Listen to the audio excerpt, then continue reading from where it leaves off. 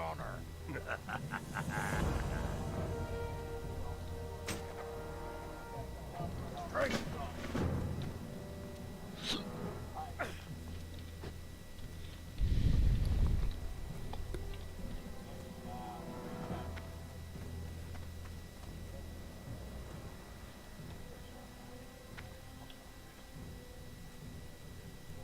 Okay, well that was a that wow was wow. The DJ or when we're playing with someone else, they dap him up.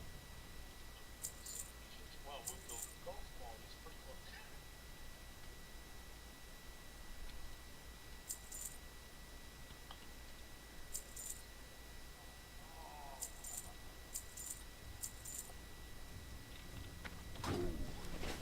Great shot, Nate.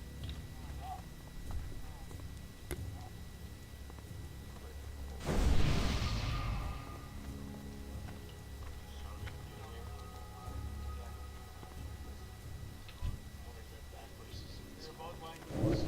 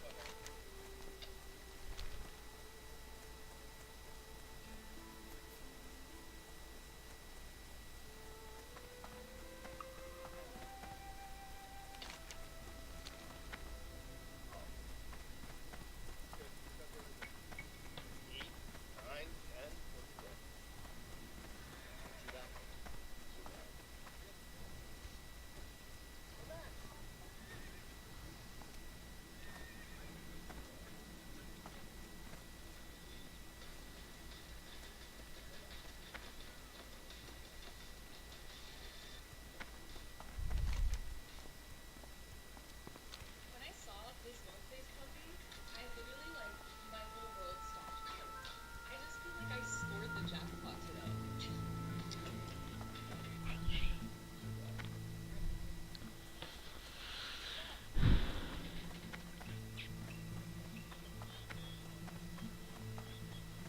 Yeah, so this is number one handicap right here. And it's just straight ahead, but it's just so narrow. This is very narrow fairway. Go right here, keep it in play. I'm gonna let my partner hack at it. You know what I mean? He try to get down there. Keep it that way. Keep it in play. Got it. All right, that's all I needed. That was the only tip I needed. I got that.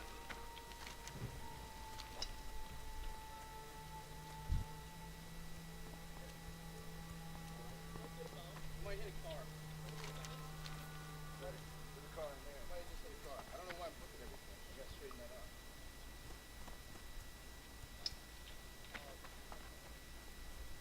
That is really good.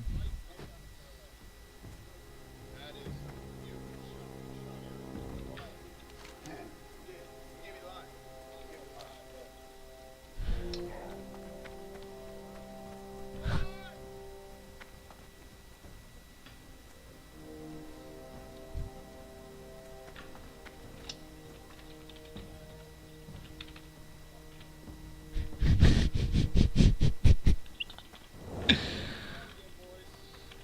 Good shot, Hank. Holy fuck. Oh, I saw that footage.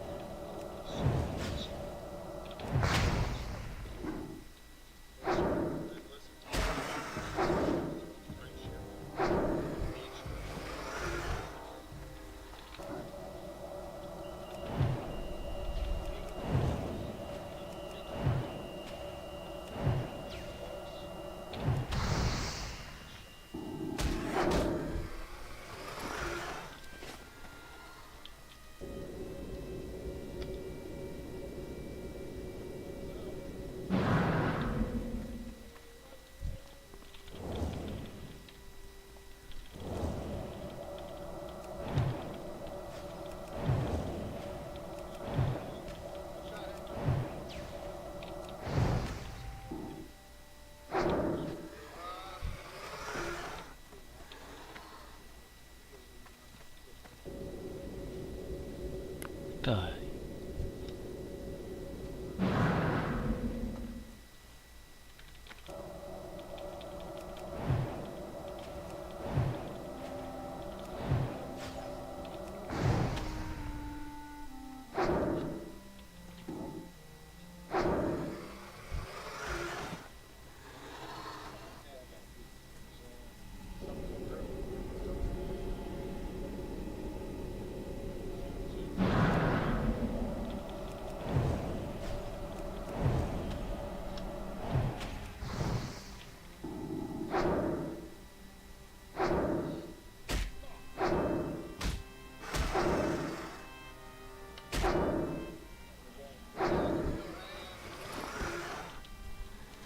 Nice, Hank. Shot, keep going. What a shot. Good ball. That's my guy. I never lost faith in him. I never badmouthed him. That's how teammates stick together. What a shot. Let him know.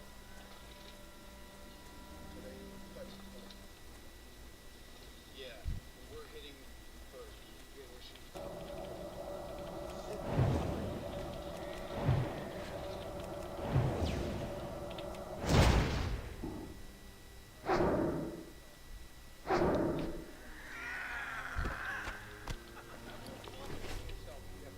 What? A little confidence in yourself. No, I'm great that we're up. I'm going to go for the hole. Yeah. Now I get the opportunity to go.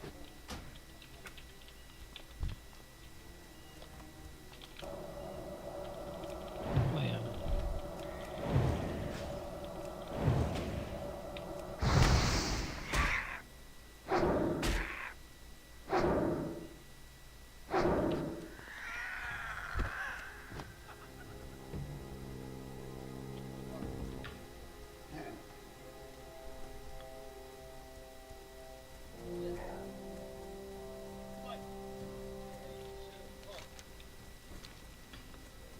That's the right one. Oh.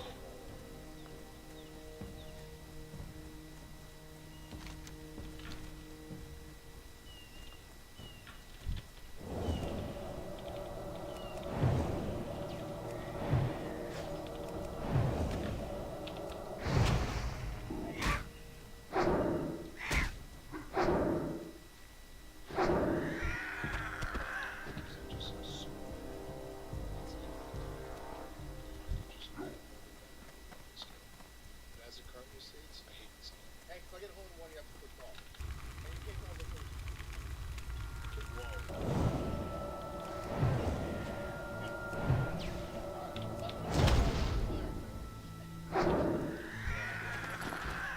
Yeah, boy, you're up. Ooh. She's hooking.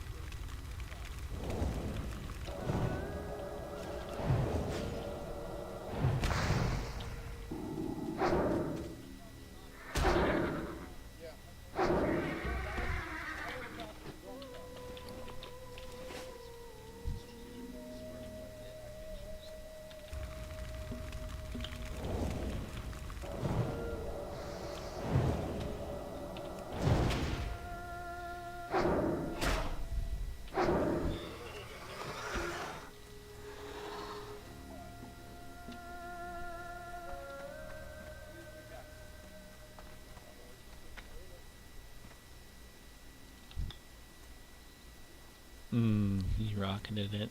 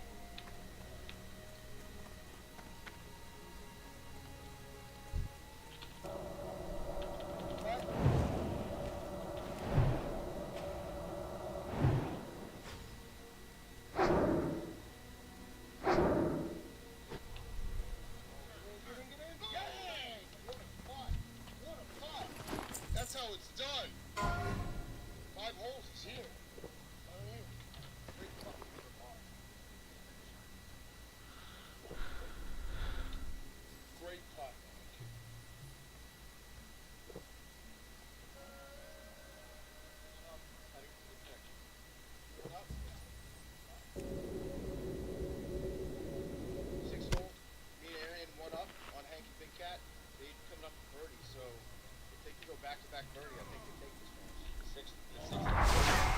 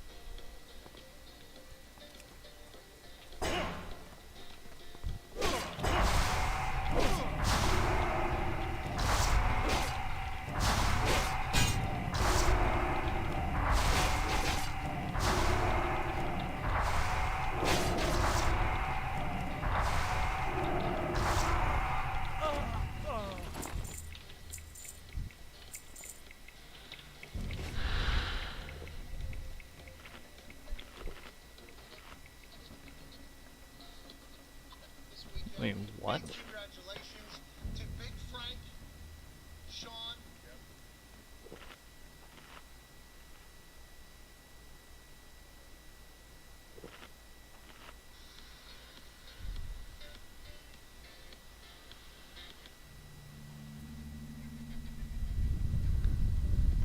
Hello, welcome to Friday, May 4th. I'm not Captain Actually, obviously.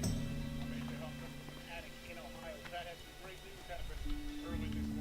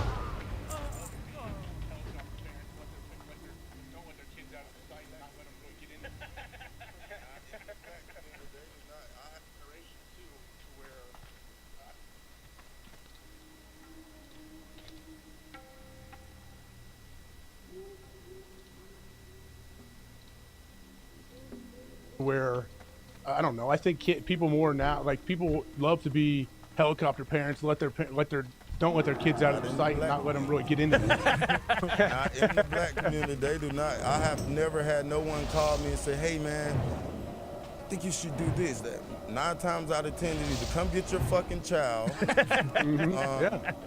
Where are you? Or are you bringing them something to eat?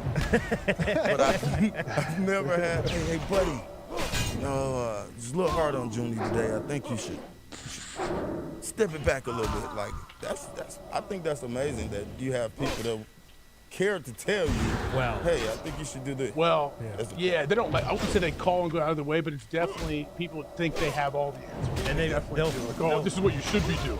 They'll phrase it in the way of a question. They're not going to tell you how to do it. They'll say, "Oh, you do let your do it kid that way." kid use an iPad? Your kid has seen knows what an iPad is.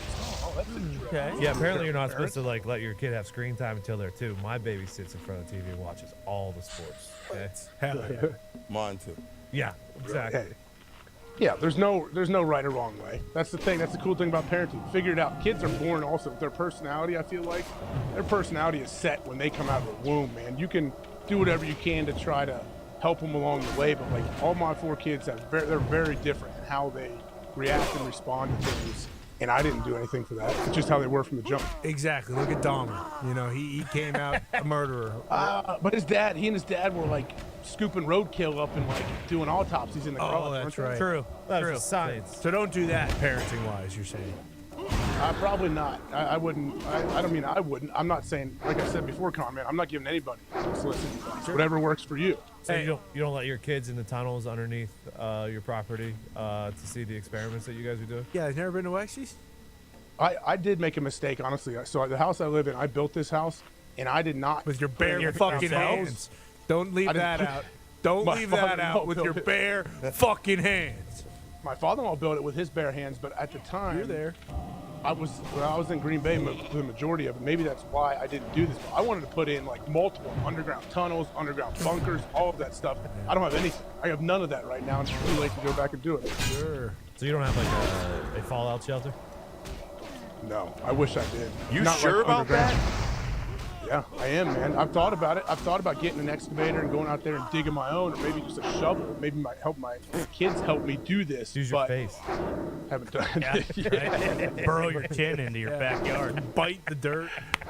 I might, but hey, guys, you know have a big show ahead of us today, right? Oh, yeah. Congrats, Pat. Yeah. Congrats, Pat. Congrats, Pat.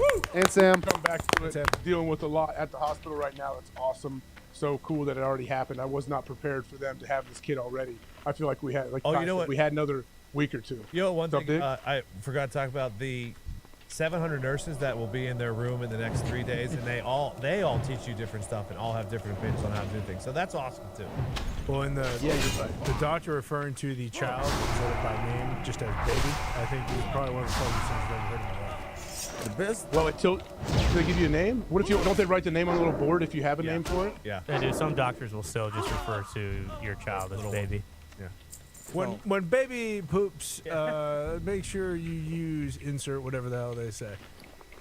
Oh, okay. Well, they don't want to get the name wrong, probably. What are you gonna say, Pat? When baby poop, you better make sure you have that pacifier that's got the pacifier they give the babies that got like a little taste on it. Mm-hmm. Yeah. That's probably the best advice to give somebody. Because if you give them the regular pacifier, I learned that my baby was crying fucking all night. We try to go in there and be fancy, get like, one of them nice pacifiers instead of taking the green one that got like the taste, I guess, for the baby. From the hospital? Yeah. Yeah, those are good. What's it taste like? Like mint or like goo? Yeah, I don't know.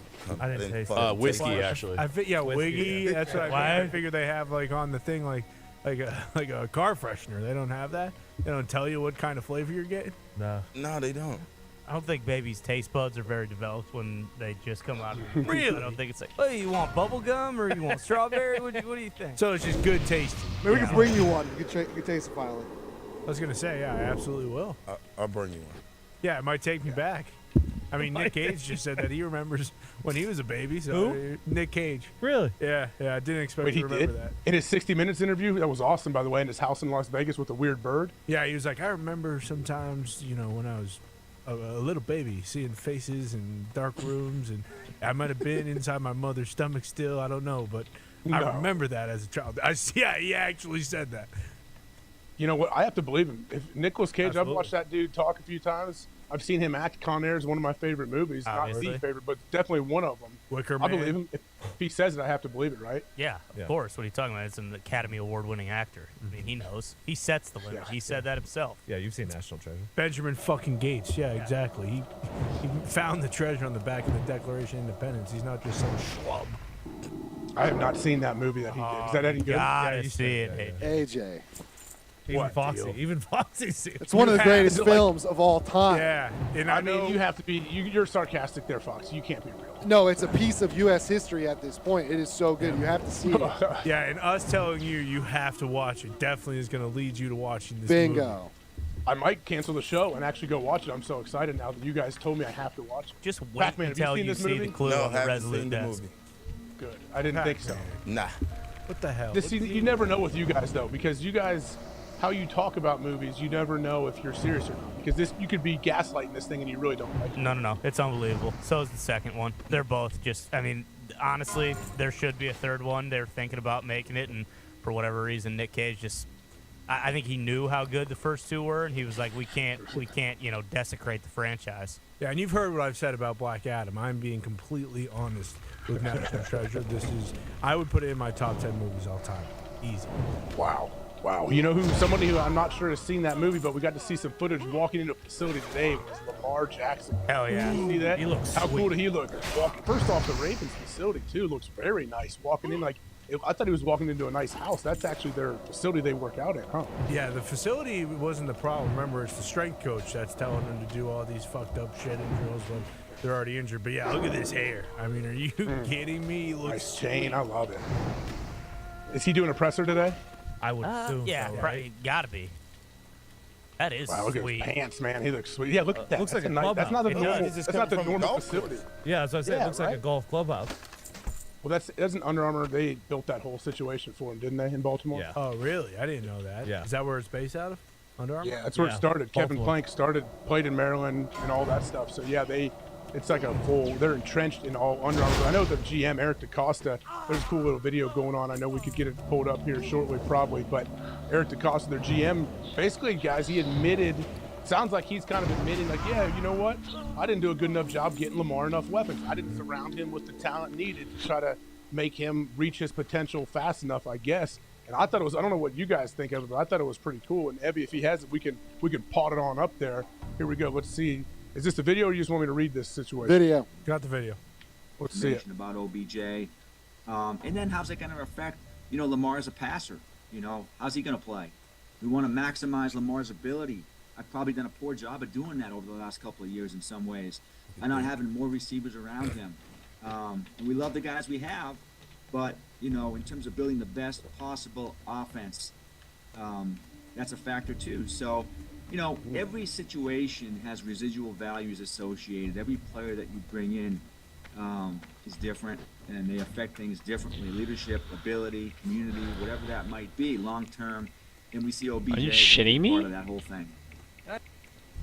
Pac, what do you think of this? You like this? You like him coming out and basically admitting like, yeah, I need to do a better job?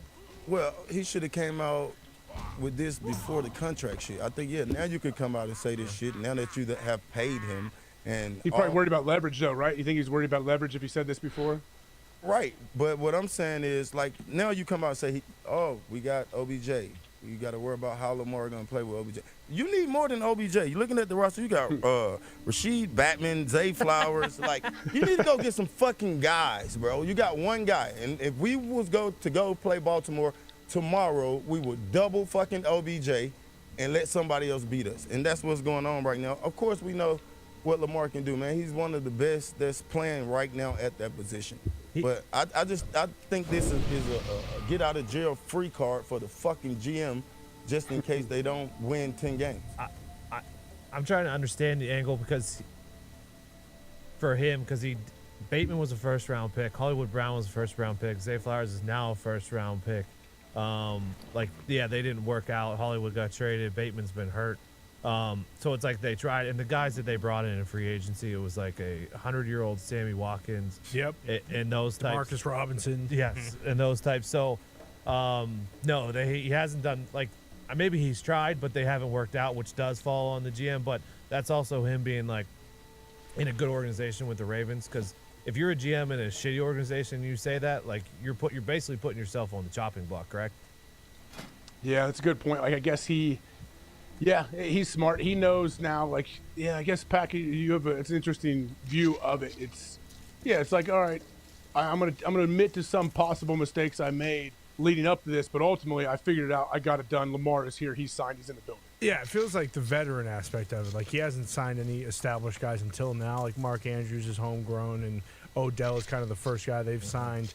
That isn't like a Sammy Watkins or someone that could be on the back half of their career versus Odell, who, is coming off one of his, best runs with the Rams at the end. But, I mean, you mentioned Zay Flowers, and AJ, you can probably speak to this too. Like, if you are a first-round pick, is the team, no matter what, the guys in the Ravens locker room, are they expecting, like, hey, Zay Flowers is going to be a guy who's going to catch 100 passes, have 1,000 yards, have 8 touchdowns. Like, he's going to have an immediate impact? Because, like, as a Patriots fan, and me and Packman were talking about this earlier, like, the Patriots secondary is supposed to be very good, but that is completely dependent upon the first-round pick, Christian Gonzalez, coming in and just being a stud right away. Like, is the expectation inside Baltimore, especially for the guys that are on the team, not so much the front office, because he's a first-round pick, so obviously they're expecting Zay Flowers to play well. Like, for the vets or the players in that building, are they like, yeah, we're going to be just fine? We have Odell, and Zay Flowers is definitely going to be a great player.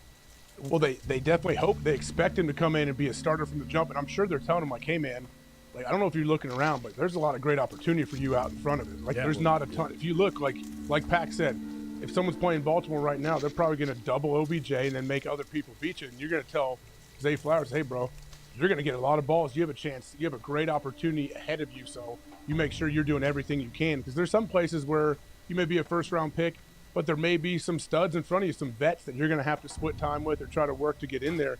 Zay Flowers could hit the ground running day one, be a starter in camp, and they're going to look at him like 3 games into the season and say, hey, bro, you're not a rookie anymore. Yeah, right. This is – you have great opportunity in front of you. You need to go out there and make some plays right away. I guess. If anybody in Zay Flower camp that have a little bit of football sense, this is a great situation for them. With Lamar, if you don't put 8 in the box, you're fucked. Yep. If you play Odell and don't put 2 on him, you're fucked. Yeah. So Zay is going to get the one-on-ones 90% especially with Mark of the game. Yeah. Mm-hmm. Yeah, You get Mark what I'm Andrews, saying? too. Yeah. Mm-hmm. So if he can show up, he don't have to be what a Chase was, but he got to be consistent. We need you to catch the ball when you need to catch the ball, and we need you to get open. But it's going to be very interesting to see how defensive teams line up with the additions that they got. The thing with the Ravens this year too, like, you don't know if what the offense is going to be either, because Monken's coming from Georgia. Right. Like, Also, do we know if AP's on the team? Antonio? I believe he's trying to figure out how to play or pay Antonio Brown? Yeah, he's trying to figure out how to pay his guys in the football team that he bought. Yeah, I would like to, if Antonio wants to come on a program and try to clear things up or let us know exactly what's going on in his whole situation, don't you think he's welcome on here sometime, guys? Would you welcome him to come explain himself? So what is exactly going on with AB? He owned an arena team? Can you guys let me know exactly what happened? Yeah, I believe it was just he owned an arena team, and then a couple of the players came out and basically said, like, hey, we haven't been getting paid.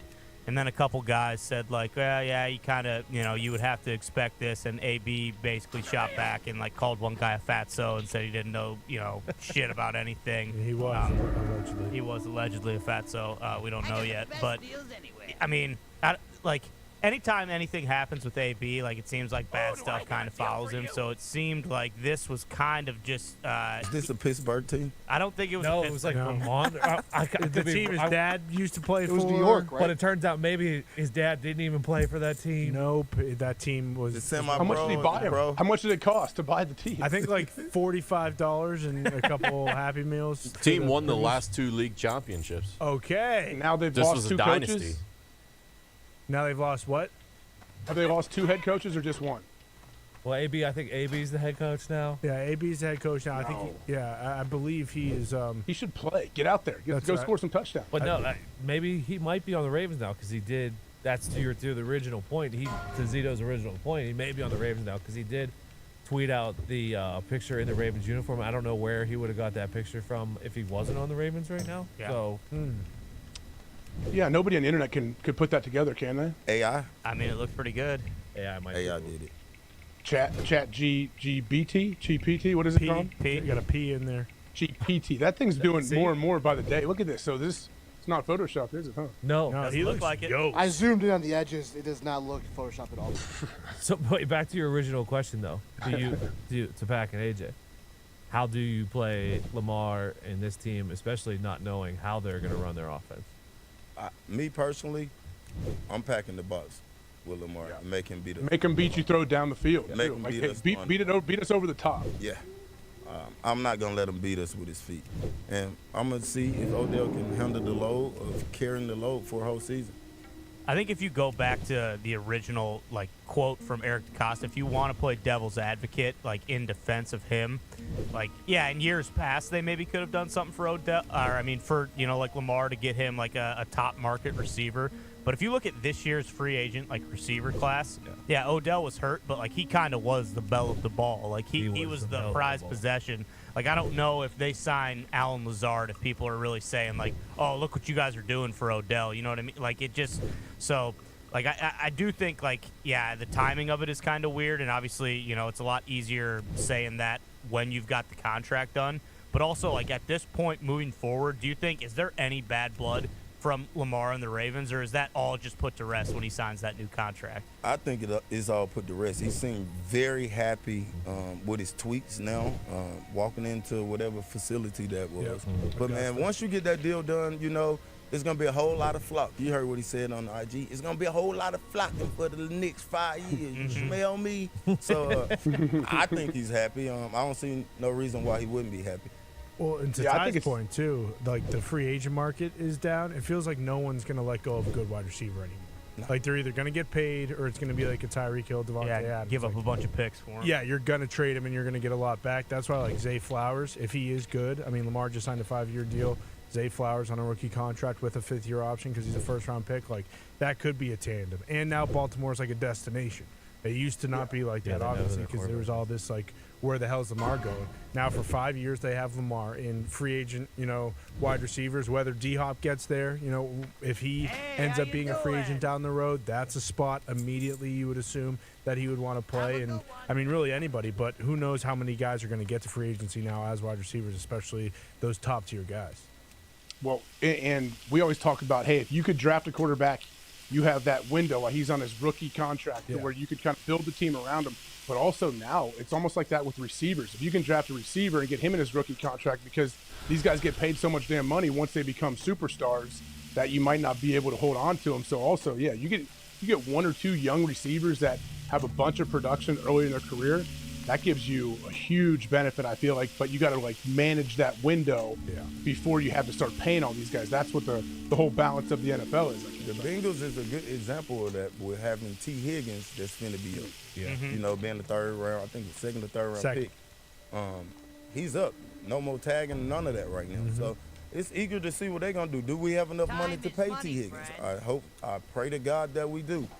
We gotta pay Joe Burrow. Yep. Right now. But I think if you have a and then Jamar Chase, right? Well, Jamar Chase too. But if you have a crafty GM, you can keep every. Look what the Eagles just did. They signed Hurts to what now the 2nd biggest money deal in the history of the NFL, and they just keep adding guys. And granted, everyone's saying they crushed the draft, but they lost what 1 or 2 big pieces. But outside of that, they're basically bringing back the exact same team they had that went to the Super Bowl last year. Yeah, it feels like why wouldn't teams?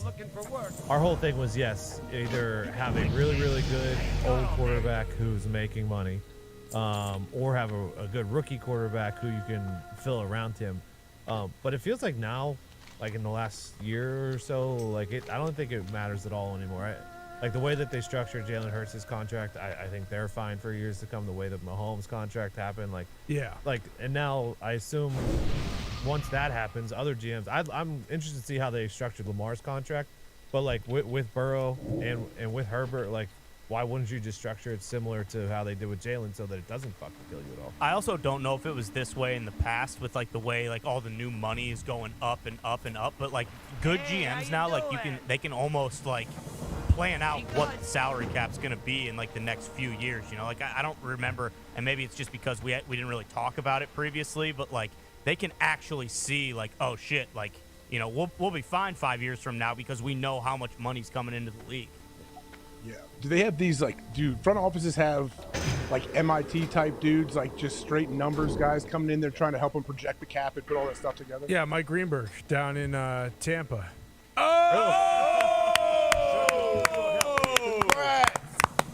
Boys, I don't know if I'm going to be the numbers guy in any of these places, but I will tell you what, I'm a fucking pump dad right now. Let's go! Woo! Woo! Hey, AJ, thank you for manning the ship here. Pac-Man, I wish I was in there to see you. Boys, I miss you. This morning has been bananas. What these women do. Huh? Crazy. Nuts.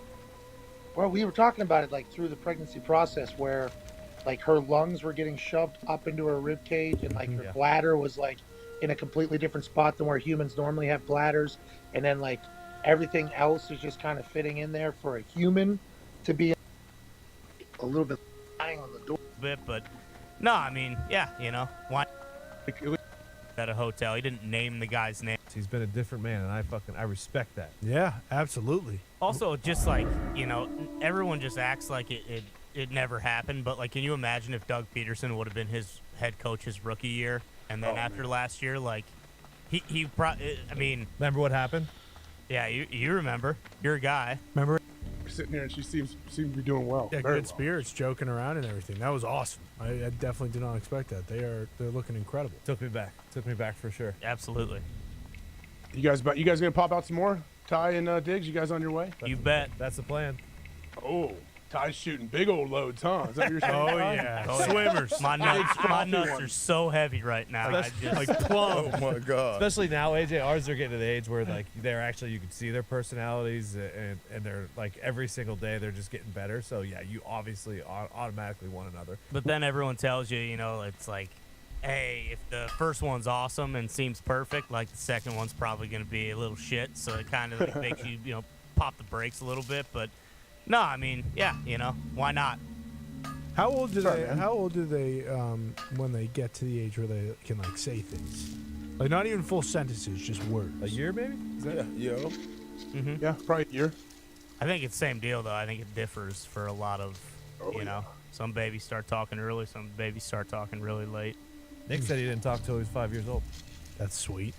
Whoa. It was Some like kids 2.5, breastfeed. but yeah, Some kids sure. breastfeed till they're like 9. Yeah, That's what you did. We're like 15. I did not do that, but maybe I should have. Maybe I'd have been like 7 feet tall if I did, huh? Yeah, kids are like slapping the boob, like, hey, fucking. Yeah, like Open it up, frames you. Mom. Yeah, wake up. Drop those suckers out, Mom. I'm Food for the starving. week. I was in Got a Bahamas double one header time. baseball. I was in Bahamas one time, and the kid come out the pool and go straight over there and start sucking the mom's titty. This is no bullshit. And I look at my wife like, this fucking kid is walking around and he's going out here to suck his mom's titty. How old do you I think don't he know was? if it's different for. You say like, hey, I got next to. I looked at her. I'm like, hungry too. And she was just like, yeah. Oh my goodness. She's proud. Oh my God. it's nuts. You guys ever hear What of do a you wet do if nurse? you see somebody? You can't say shit. No. Kid walking around 1 year old, diving in the pool, come back sucking your titty. That's crazy. AJ, I've heard Tell 'em to grow I've heard up. of one. What is it though? I don't know what it is. Wet nurse, I don't know if it happens anymore, but back in the day, the mom wouldn't breastfeed, but like somebody else that didn't have a kid somehow produced breast milk would feed their kid. Oh, Mitt had one of those. That's right. Are you serious? Yeah, he had a milkmaid. Okay. If you don't have a kid, how do you produce milk? I think they had a kid at one time and they just never stopped breastfeeding it. Because I saw people who can donate their breast milk and that's what they do. They just never I've stop. seen that. Just constantly pump. Direct that So people question donate- to cows, Hawk. To cows? What do you mean? They don't have kids. They keep, chugging milk. Yeah, I guess that's true, Con, man. That's a good point. It's nature, Versus nurture. Yeah, it's just whatever, nature calls. Yeah, you think so? Yeah, I think that's exactly how it works. I mean, I don't know. I have the most kids in this room, so. Con man, do you think you'll have kids someday? I don't know. I need to grow up a lot. No, you don't. You're fine. You could have a kid right now. You look how many people. Absolutely not, Hawk. So many people have kids. Absolutely not. I think you're mature enough. I think at some point I'll get there. 5, 10, 15 years down the road, I'll get there. Think at about some point. Con, it'd be so fun. You could sit there, give your little kid a pair of binocs. You could sit out there and watch all the homeless people out your window from your apartment. Talk about, Sure. hey, can you imagine a little Con Jr. if we went down there? We would just mop up all of That would be easy, but I still enjoy things like playing video games and not having to listen to anybody. You know what I mean? Just kind of doing your own thing. I live on my own time at the moment, and it's very nice. But yeah, 5, 10, 15 years. I got some time still, though. Okay, good. I respect that. You know who's feeling their voice right now? Trevor Lawrence, guys. I know it's a great pivot. Oh, yeah. But Trevor Lawrence, why? Okay. He's pissed off at what, Kyle Brandt? Is that who he's mad about? I think Because Good it Morning feels like- Football as a whole, not Right. even specifically Kyle Brandt, because he was on the video, but I think it's everyone in there. Do we have a video of this? We can pull it up. Yeah, we could pull No, it you up. don't need to, but what happened? There's 7 tiers of AFC QBs, and Trevor Lawrence is not high enough on this list, or what is it? Definitely not. He is 6th on the list. You can fill in the rest on the top. but Sixth he's quarterback, or? No, he's 6th tier with Mac Jones, Tua Tagovailoa, and Kenny Pickett. What and is- obviously, what's the top tier? I think it's Rodgers or Mahomes. Wait, there's 6 tiers, and Trevor Lawrence on the 6th tier? 7 tiers, and yeah, he's Seven? on this, and he's the 6th. Yeah, there it is. Oh, Here we go. Yeah, was it Mahomes? Tua, he's Allen? down there with Tua. Yeah, Mac and Pickett. The top, Kenny's criminally low. the top 2. I mean, Rodgers is on the 3rd tier. It looks like. Burrow? Yeah. Burrow and Josh Allen. Okay, well, as the Rodgers has second. never won a game in the AFC, so That's a good point. Yeah, Lamar, Herbert, Raj. Russell Wilson's in the 4th tier. Is He's that in what I'm tier looking- 4. Yeah, rushing it. That guy's never Russell won a game in the AFC either, and he's been there for a year. And Deshaun. They put Jimmy G at 5. Also, he's only won a couple. Oh yeah, he should be mad about this. Definitely. He should definitely fucking be mad. I like that should he's leave- actually saying something on Twitter, though. Don't you think? At least he's Oh, yeah. like, of course, he's quietly pissed, but I'm glad that he's at least like, because Trevor Lawrence to us seems like, at least to me, like just such a good dude, quiet guy, goes about his business. I think he should step out there and make his opinion known sometime. Ever since he went to that fucking Waffle House, he's been a different man, and I respect that. Yeah, absolutely. Also, just like, everyone just acts like it never happened, but like, can you imagine if Doug Peterson would have been his head coach his rookie year, and then after last year, like, I mean, Remember what happened? yeah, you remember, you're a guy. Remember AJ? What happened? What do you mean? His rookie year? What happened? When you were on the boat with that guy, that same guy who became the head coach. Finky Fingies, allegedly. Not many people know about that boat interview he did. People You're right. don't forget. Urban Meyer was his head coach his first year, and Urban did not. Urban made it what? 10 weeks? How long? 12 maybe? I forget, honestly. They rallied behind. He made it past the bye week, barely. Yep. Because they beat Yeah, it was the a tough Bills. start for him. Beat the Bills, beat the Dolphins in London. That's right. Who the fuck made this list? It said Kyle Brandt's AFC Oh, quarterbacks boy. on there. Yeah. So did he just want to get people talking? Is that what? That's what it feels like. Yeah. Or maybe he believes. I don't know. Yeah, I'm not sure. I You never can't know believe with that lists shit, like because this. shit, Trevor Lawrence threw for 4,100 yards, 8 interceptions. That's pretty good. Fucking your Russell boy Wilson? from Russell Wilson, he might had fucking 1,000 yards this year. Yeah, I think it might have to do with the first playoff game. I think he's probably looking at. I mean, granted, I do not, agree with him whatsoever. But as far as like justifying it or playing devil's advocate, like Trevor Lawrence threw 4 picks in the first round, and then the Chargers just kind of blew it. But I think Trevor Lawrence is unbelievable. Especially we're just talking about free agent wide receivers. He wasn't a free agent, but Calvin Ridley is probably the best receiver being added to any team. Will you pop that up real quick? Because I feel like personally I'd rather have Trevor Lawrence than Russell Wilson. I know he was in tier 4. For sure. Deshaun was the other one. Yeah, I'd definitely rather have him than Jimmy G. Yeah, for Definitely sure. Yeah, I mean, probably what, 4th? Probably be up there. That would be fair. I would- Rodgers, Herbert, and I would put him in tier 4 instead of Russ. yeah, The way you absolutely. move Rush down to 6. 7. 7. I mean, Herbert doesn't have. The guy's got a playoff win. Herbert doesn't. You could argue that he should be in tier 3 too. True. I mean, until Russ proves to us that he is somewhat of the Russ of old. Yeah, I don't know how you put it. Russ in is he 3 or 4? But there was He's like in 4. You could kind of tell like the year before, like his last year in Seattle, like it was starting to not be great. Now a lot of people are blaming it on the O-line and stuff like that, but I mean, they were trying to get rid of him because everyone knew his last year in Seattle would be his last year in Seattle. They were trying to get rid of him in the offseason prior. But like I mean, he did wear his jersey to training camp, which was cool. That was awesome. It was good marketing. Yeah, he got that sweet truck. Yeah, I do assume also that Sean Payton is going to make him levels better. You would think so. Yeah, like I don't see levels how, better. How much better though? How much better can he make him? Is my question. Maybe Like one tier better. 3 better, Yeah. tier 3 better. Two up. tiers better, perhaps. I mean, it's a very their division. Game ain't played on paper. Well Amen, amen, brother. That's what Trevor Lawrence is saying. Me and Trevor Lawrence, right? I mean, also Trevor Lawrence has made the Jags relevant again. Like, people legit take them serious. Like they are a team, and they will be for the foreseeable future. Oh, So I don't know if we're taking the Jags that serious yet, AJ. They More than we have though, Pat. More than we sorry have. ass fucking conference. Well, we think we're gonna win. They're gonna win their division. They are the best team in their division by a wide margin.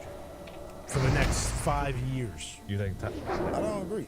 Who's the Who do better? you think? Right now on paper, I think that the Texans are a better team. Yeah. Really? Oh, Say it. I did. I'm not sold into the Trevor Lawrence thing. Yeah, should he be up on the list? Yeah, he should be. But like, I wouldn't say they just solely gonna win the fucking division. Who's Stroud throwing it to?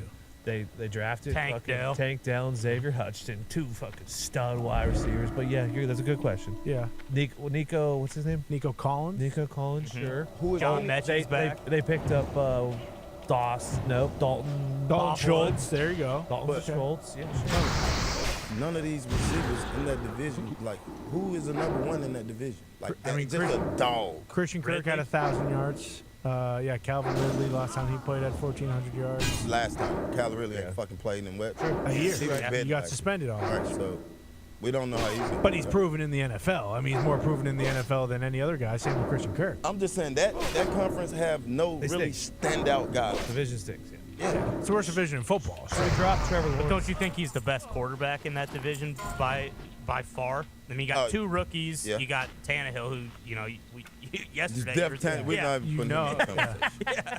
Not even. Should we drop Trevor Lawrence a tier though because he said it's not decided on paper? That was clearly not on paper. That was clearly on Touchscreen. team. Yeah. digital. Yeah, digital. Yeah, kind of drop a few IQ points for sure. Yeah. Whatever his cognitive score is. That's probably. due. Yeah. What's the C2 score? Yep. Yeah, his C2 score definitely goes down at least 5 points. So does by the way, so since Can't wait for this. since the Texans took CJ Stroud number 2 overall, does that mean that no one gives a fuck about the S2? That's a good question. That guy did But come Houston on Texans here. don't. Well, that guy came on here and said that wasn't the correct score that was released. Well, True, but then Stroud and- said, "I'm not a fucking test taker." but he also said that we had a guy take it after a 12-hour workday who was tired, who didn't want to do it, had to do it at a hotel. He didn't name the guy's name, but it was clearly CJ Stroud he was talking about. And it was on paper. Paper don't work no more. Did you hear that from Staples? What happened to Staples? Yeah, paper don't work no more. Yeah, Staples went out of business. Damn near went belly up. Yeah. Fucking Thunder Mifflin fucking Yeah. ran They out of business. closed. Yeah. You can still find Staples here and there. Bed Bath & Beyond went under too, didn't it? Yeah, Yeah, they're it did. dead. Which is surprising. I mean, where are you going to get your fucking home goods? I bought 10 pillows the other day. At Bed Bath & For Beyond? a buck each. Yeah, Big they were discount. really cheap. They still have like blenders and stuff. I didn't even check. I went right to the pillow aisle. Straight I love up. pillows. Yep. Amen, brother. Wait, how many Congrats, pillows do you have on your bed? Oh, you don't want to know. That's too 18. many pillows. I have a good 10 to 12 pillows. Do you throw them on the floor before you sleep, or? I just put them around myself, get a little comfy. Zeke sleeps on pillows. He's got his bed, and then he has all his pillows. Really? It's like a double-decker bus. Hell Do you yeah. put a sheet over top of your pillows so they stay in place? That's when we do a fort. Hell yeah. I can see Zeke building a fort for bed every single night. Why not? Why wouldn't you? The secret. I mean, put what a fan if you in bought there. 10 pillows? A fan. A fan, Z. Cool that shit down. Underneath the fan. sheet, or? No, in the fort. Oh yeah, Yeah. How big is this fort, Zeke? 20 pillows big. Yeah, how Zeke big's your house? Zeke actually bought Shaq's bed. You remember the one that was like The circle one. Yeah, it's at 10, 15 feet wide and 12 feet deep. Huge Superman Yep. logo in the Chris middle. Angel should have levitated Shaq over his house in that bed. That would have been awesome. That would have been a game changer. That way. Well, guys, we're going to take a quick 5. I'm just letting you know, but we do have a great show coming up. Second hour, we got General Bobby Carpenter coming up. What? In the next hour. The final hour we have, third hour, we'll have Dana White of the UFC ahead of UFC Does he know about the big 288 going on. I don't know about the big surprise. Is there something I don't you know either. about? Let's just say there might be some sort of American hero potentially here today. What? Escape hero? Potentially. Maybe. What? Or maybe he'll show up right behind you and put you in a sleeper hold. See ya. Oh no! With a now I'm worried. I got to relock my door. Pull needles out of your butt. Yeah, locking your door's not going to do anything, pal. You think Michael Malone, escape the hero, American couldn't escape get hero, through? can't jingle your lock? Michael Griffin. See how you got out of that? Michael Nice. Griffin. Michael Malone. Jesus. Well, so, guys, we're going to take a quick 5. We'll take some calls, too, on the 5-hour energy phone lines. Eventually, congrats again to Pat and Sam. Hell yeah. For having their baby this morning, calling in here, doing well, looking great. I mean, just absolutely killing it with their first kid. So, everyone stick around. We'll be back. Take 5. Take 5. Take 5.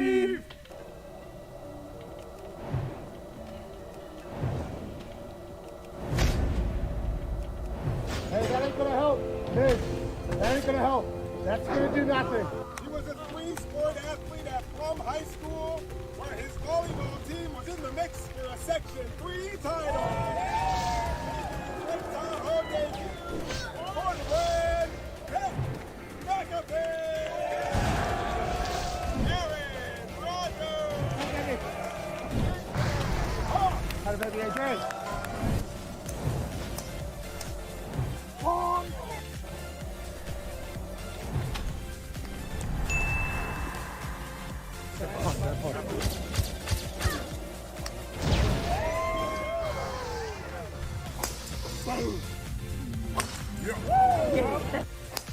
Yes! Yeah, baby.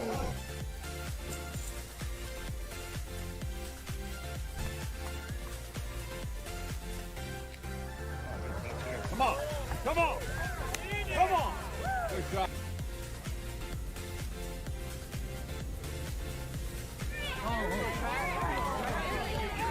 That's not real. AJ, you got one of these? Got about 12 of these. That's not real. Good line here. Good line here. Buy some drinks.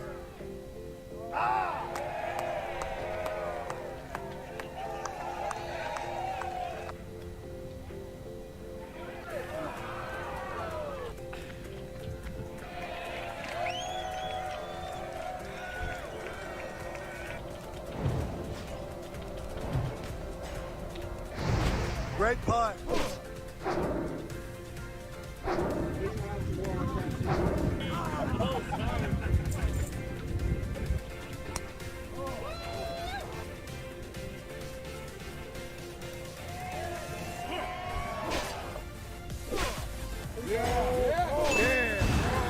Too all-star about it. Hey, let's go.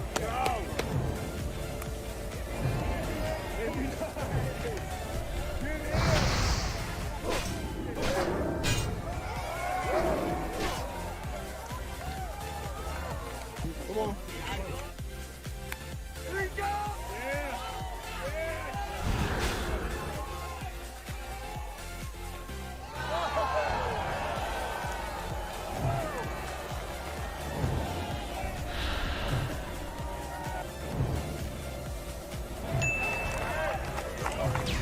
Okay, here we go.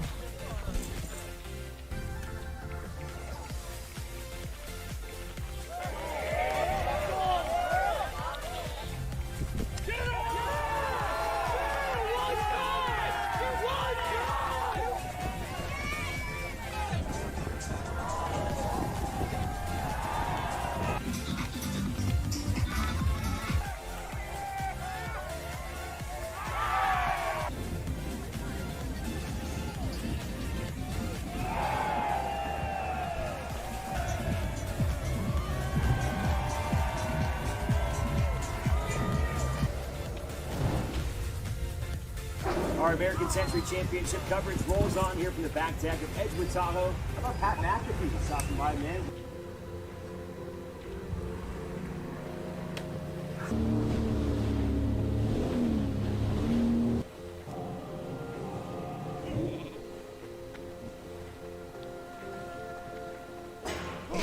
coach of the Eagles. Obviously, one of the magic minds behind the Philadelphia Eagles' incredible run and offense last year, Coach Sessler. Coach, how are you, pal? Good. Thanks for having me. Now that you're getting the team for the first time in your complete vision, is there a way you're asking questions of people? Is there something you're looking for a player? I mean, I just want guys that love it. Guys that are just football fans. I mean, those guys that really love the game of football, you know, those are the high character guys that I've been around, been fortunate enough to been around. One, they're really talented players, are really good people, and two, those guys that stick around for 10+ years, they all kind of have that trait in common. If we can find that as coaches and as scouts and get those guys in our building, I think you've got a chance to have a really good team. You love ball, normally do more work because you're enjoying it. If you love what you do, you don't work a day in your life. Well, that also accounts for like extra reps, extra jugs machine, extra recovery, extra rehab. It's like that one thing helps out so much other shit if they love the game. Yeah, there's no question. I will say that's one of the questions I do ask all these players. I want to know their weekly process. I want to know these college guys, their Sunday, they play on a Saturday. I want to know their Sunday through Friday, what they do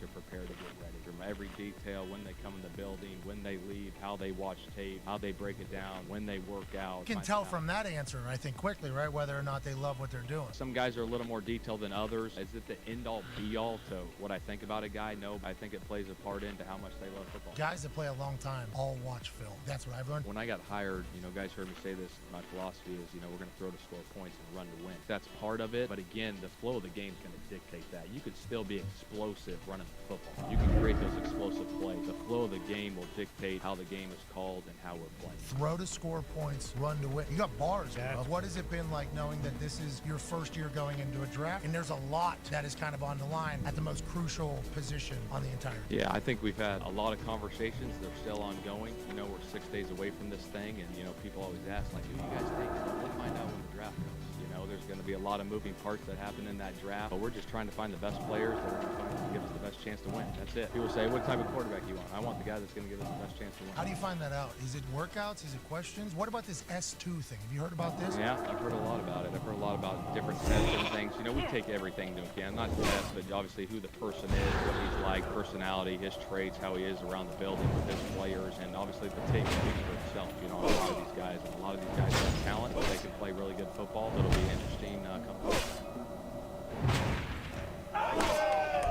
Let's go!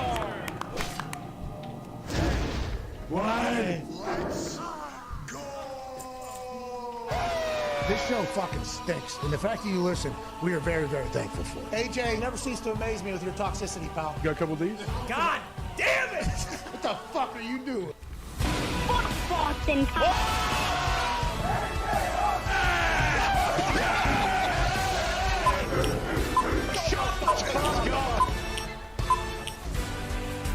Hello, welcome back to the Pat McAfee Show.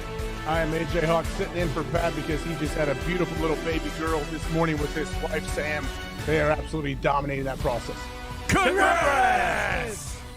Did I overstep it? Did we get it? We got it done. Don't even worry. Don't even worry. Okay, good. It's hard sometimes with that delay. I get worried about that. But yes, I'm AJ Hawk sitting in. We have Pac-Man Jones here, obviously. Thank you for being here, Pac-Man. Appreciate you. We're kind of bringing this whole thing together. Obviously, we have the Toxic Table, Ty, Con Man, Diggs is over there, all the boys behind the glass. We appreciate you. We'll have Bobby Carpenter coming up here during this hour. Next hour, we will have Dana White coming up.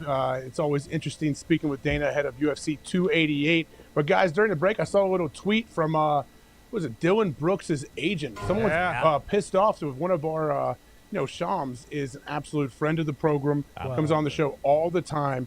And right here, Mike George. So this is the agent for Dylan Brooks, correct? Yes, correct. That is the report. So he tweets, the leader, Shams Charania is the leader of spreading false news and attacking players. Why any player in the league talks to this guy blows my mind. This is the weirdest part. Hashtag weirdo. I don't know about hashtag weirdo.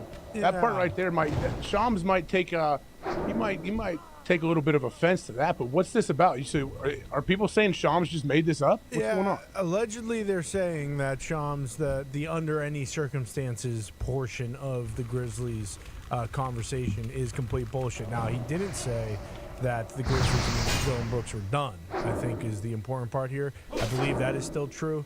but the under any circumstances part, which is what a lot of people were like, Jesus, the Grizzlies really kind of told Dylan Brooks to go fuck himself, is what he is kind of refuting. And you said Shams, friend of the program, he's an AT&T guy, and I'm Verizon too, so I don't know. Maybe that's why Connor was super mouthy with him. Yeah. I was pissed off about that, and maybe that's why Dylan Brooks' agent says weirdo, because he's using AT&T and not Verizon, because that's a weirdo move. But I don't know. I still think Shams isn't just, he's not just shooting bullshit stories. I don't think that the story seem like that type of guy. He just isn't. He is an absolute dog when it comes to being an insider. I mean, he was breaking news about the NFL draft, but it does seem this is not worth Shams' time at all either. Yeah, exactly. Well, why is it worth the acting time? Shouldn't he be worrying about Mr. Brooks talking about Get him on a team? You know what this is. This is a fire with fire situation. Right. This is where the report came out, and it was most likely someone in the Grizzlies organization who said that to Shams, and he put it out. And the only way to make his client not look like an asshole is to say that's not true. And call Shams a hashtag weirdo, which I am probably going to use. AJ is probably going to use. It's not the last time you're going to hear That Mike guy's a clown. hashtag weirdo. I can tell you that. Yeah, we're gonna have to ask Shams too. Like, hey, are you sure. a weirdo? Yeah. 'Cause Hashtag weirdo. People are saying you're a hashtag weirdo. Thank you. Also, he does eat something with a fork. he ate oatmeal with a fork, which is kind of a weirdo hashtag move. weirdo. And but cereal, but who cares? And he loves lunch more than anyone ever. He loves kinda, lunch more than anyone I love ever. lunch. He won't do it, but this is a perfect opportunity for Shams to fire back, strike back hard and fierce, and really put an end to this thing. But I think we all know that. How can he though? How can he? He's not gonna give up his source. Why would he need to give up his source? Just be like, you know what? You're a shitty agent, and this guy sucks. How's that for a hashtag weirdo? Good luck signing with anybody, bitch. Like, if he dropped one of those, would you imagine? Hashtag Shams. Yeah. Yeah. Hashtag Shams. bitch. You think he's gonna do that when he was scared to say the S word? Well, he it'd didn't be a want to say that. prototypical heel turn out of Shams. Yeah. Him off camera, he does that shit all the time. Yeah, and Shams might just be fed up with it. Shams might be like, okay, you know what? he don't Call seem me like plenty that of type things. guy. No, but he could. No he could say, hey, way. you know what? You can call me an idiot. You can say that I'm full of shit. Weirdo crosses the line, motherfucker. I am coming at you with everything I fucking got. Hashtag bitch. I hope. I really hope this happens, guys. I That's hope not this little gonna happen, brainstorm AJ. happens. Shams so You think? nice, man. It's not gonna happen. I don't know. Weirdo would send me over the edge. You can call me damn near everything, but weirdo is kind of where I. We draw should the get line. an AI to hack fucking Shams' phone and put out this tweet. Shams is an phone AI. yeah, it's unhackable. Call the AI. Yeah, call AI. No, you got the number, boss. Call him. All right. You got the number, con man? I'll You know text AI? AI. I'll text You got AI AI's right number? now. Yep. I got AI's number. I'll text him right now and see if this is Allen bullshit. Iverson? No, Al. No. I don't know it's a him. There's probably not a gender to AI, is there? No. It could be, it could One be zero anything. one zero 1-0. Yeah, I will not assume, of course, because I'm not a fucking uncultured swine. Oh, it's but non-binary. True, that would be binary. I don't know, Jarvis kind of seemed to have a Who? Hey, Pepper Jarvis Potts. from Iron Man. Jarvis from Iron Man. Jarvis was built that way, though. Go on, Tony. Jarvis, Hot Rod Red. Foxy, born that way, asshole. Yep. Well said. Sure.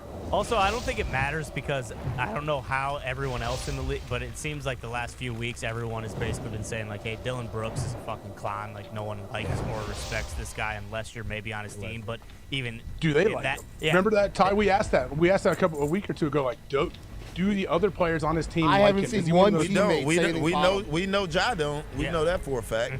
But Which is nobody rough. have came out and said anything like, "Hey, man, Dylan Brooks is a great fucking teammate, regardless of what it seemed like." Boom, not one fucking person. Yeah, no one has said that, but also like you do wonder in like for Shams, like if this was a different guy who a lot of guys do respect, and then an agent saying something like this, and then other players who maybe do talk to Shams or like their representation who do, they might take a second and be like, well, is Shams a hashtag weirdo? Do I need to stop talking to this guy? So that's why I think Shams needs to fight fire with fire here. Yeah. And yeah, exactly. Just put an end to this thing. I agree. But we did remember we talked about it when this came out. We're like, man, isn't that weird to say under any circumstances will not be back? Like the team has no reason to say that. They can just say, hey man, like you can go explore your options because right here it's just not a good fit right now. You could say that, but to say under any circumstances. But the basketball is way different, AJ. Like the superstar on the team, if he say, "Hey, look, this guy right here, I don't want his ass on the team, or I'm gonna ask for a trade, or whatever it may be. You can pull that in basketball. We can't do that shit in football. You're right. It's all the stars. They market. It's the stars. Like You're right. I always wondered that. Like, how do they even coach some of these guys? Because the players are so powerful. The superstars, they run the league, which isn't what they should. But yeah, like they have so much power, and they realize that's why we've seen the NBA change so much recently. Because like, hey man, I'm good. I don't want to be here anymore. I'm good enough to say that. I'm going somewhere else, basically. Yeah, the teammates not doing it is a massive deal, but I don't think anyone thinks that Dylan Brooks should, like, there's a lot of talk and there are jokes, but people are saying like Dylan Brooks is going to play for the Shanghai Sharks over in China. Like that's not the case. He's gonna be on another NBA team, but like any thoughts of the extension that he was pitched earlier in the year that they turned down, which I think was like 4 years, $80 million. Like these last 3 weeks feel like have should have said yes. Yeah, exactly. It kind of ruined him. He will get paid somewhere though. He will. He'll for get sure. paid somewhere. Will he? Yeah. Will he get that though? Will he get that kind of contract somewhere else? I don't know. 4 for 80. What kind of player is he? I don't honestly. He came up on my radar later than most people. Is he normally a scorer? What's he normally do? No, he's a defensive guy. He's like a Barfik. Yeah. Oh, okay. Well, I tell you what though. But Barfik was a Vontez will make 20 tackles though. Vontez will make. He has a lot of production. Yeah, that's what I'm saying. This guy is going to make a lot of production on the defense side of the ball. Now, if you ask him to score 12 or more points, that's not what he's there for. Well, the thing with Dylan Brooks too, it feels like he was leaning into being the heel, right? Like he said, I poke bears, which I don't know if anybody. Then he stopped. Then he didn't talk to the media afterwards. Yeah. Though that's what I struggle with that, because you talk and talk and talk. And then when you duck the media, not once, but a couple of times, I understand wanting to duck the media. I understand you don't want to do it. But when you kind of put yourself out there, I feel like you kind of have to answer those questions. And Braun never scored 40. Like, realistically, he could have got back on there like, what? Still haven't scored 40 on me, bitch. I mean, I said I poke bears, and I only respect him until they score 40. Maybe he was worried he was going to fight the media. Like, AJ, wasn't that you in the corner of the locker room the one time when you were sitting down with your towel on and you tried fighting that reporter potentially? Oh, yeah, and then after that sack, he flipped off all the media members. Yeah. That's who he was telling to go fuck themselves. Well, no, but Pac-Man, I think, I don't know if you remember this, Pac. You were... Smile on Pac's face. Pac was getting interviewed after an away game somewhere. The year I was in the Bengals. It was my favorite. Interview. And for some reason, they did a live interview in the locker room with Pac shortly after the game. And in the background, I think Andrew Whitworth, his little cakes were on air. They got his butt cheeks on camera, and guys were changing stuff. And I'm like, how do you go live from the locker room? I remember Whit was pissed, I think. Can you remember that, Pac? Yeah, I do. Did you know at the moment that there was naked dudes behind you on camera? I didn't know at the moment, but it was like that. And if they actually aired the shit on TV. Yeah, that's wild. Which cheeks were on fucking TV? I think Whitworth was, and I talked to Eifert. Came out. I remember talking to Eifert afterwards. Eifert's like, man, if I would have known that, I would have put a towel up top and walked just all around all over the place. Well, was that the week before or after you did the sit and gum trick to all the reporters when they were at your locker? I can't remember. To the reporters, can you imagine? You get put in jail if you did that. Back then, probably not. No, because you were just doing locker room stuff in the locker room. They just happened to be in there. Is that how it works? I think I'm so. good then. Locker room prank. That's what I thought. Did you explain what the bubblegum trick is, Ty, to someone that might not know? Yeah, classic sit and gum trick is where you just kind of like maybe after you've taken a shower, so your nutsack has a little more elasticity because of the hanging hot water. a little bit. Yeah, exactly, hanging a tiny bit. And you go down, and right when you sit down, go, oh shit, satin gum, and then you kind of just pinch a piece of your nutsack and stick it to your leg and bring it out like you sat in a big pile of Bubblicious or something. Yeah, kind of like when Johnny Knoxville did the bad grandpa bit, and he had one of his nuts hanging out of his shorts. Exactly. See, it's similar to that. AJ and I were actually talking about this last week, and he's like, Ty always says that, but he's wrong. I was more of a Batwing guy. Oh, sure. Really? Yeah. I need to know what that one is. Oh, same thing, testicles, and you just fucking pull it as wide as you can. It looks like a Batwing. Okay? See, when we were on the Super Bowl, AJ told me he was I don't know what that is. He told me he was a big goat guy. He said, I always do goat. That's how I get goat people. And cheeseburger. AJ, You guys are sick. I don't know what any of these What the are. hell is cheeseburger? What the hell's going on right now? You've never What are seen you guys a doing? Man, your guys in locker rooms didn't live. What the hell is the goat? I have. Tell you no what, our clue. locker room did not do though. What those pictures that you sent me yesterday of Oktoberfest, what they were doing. Should we call Bobby and Somebody- ask him?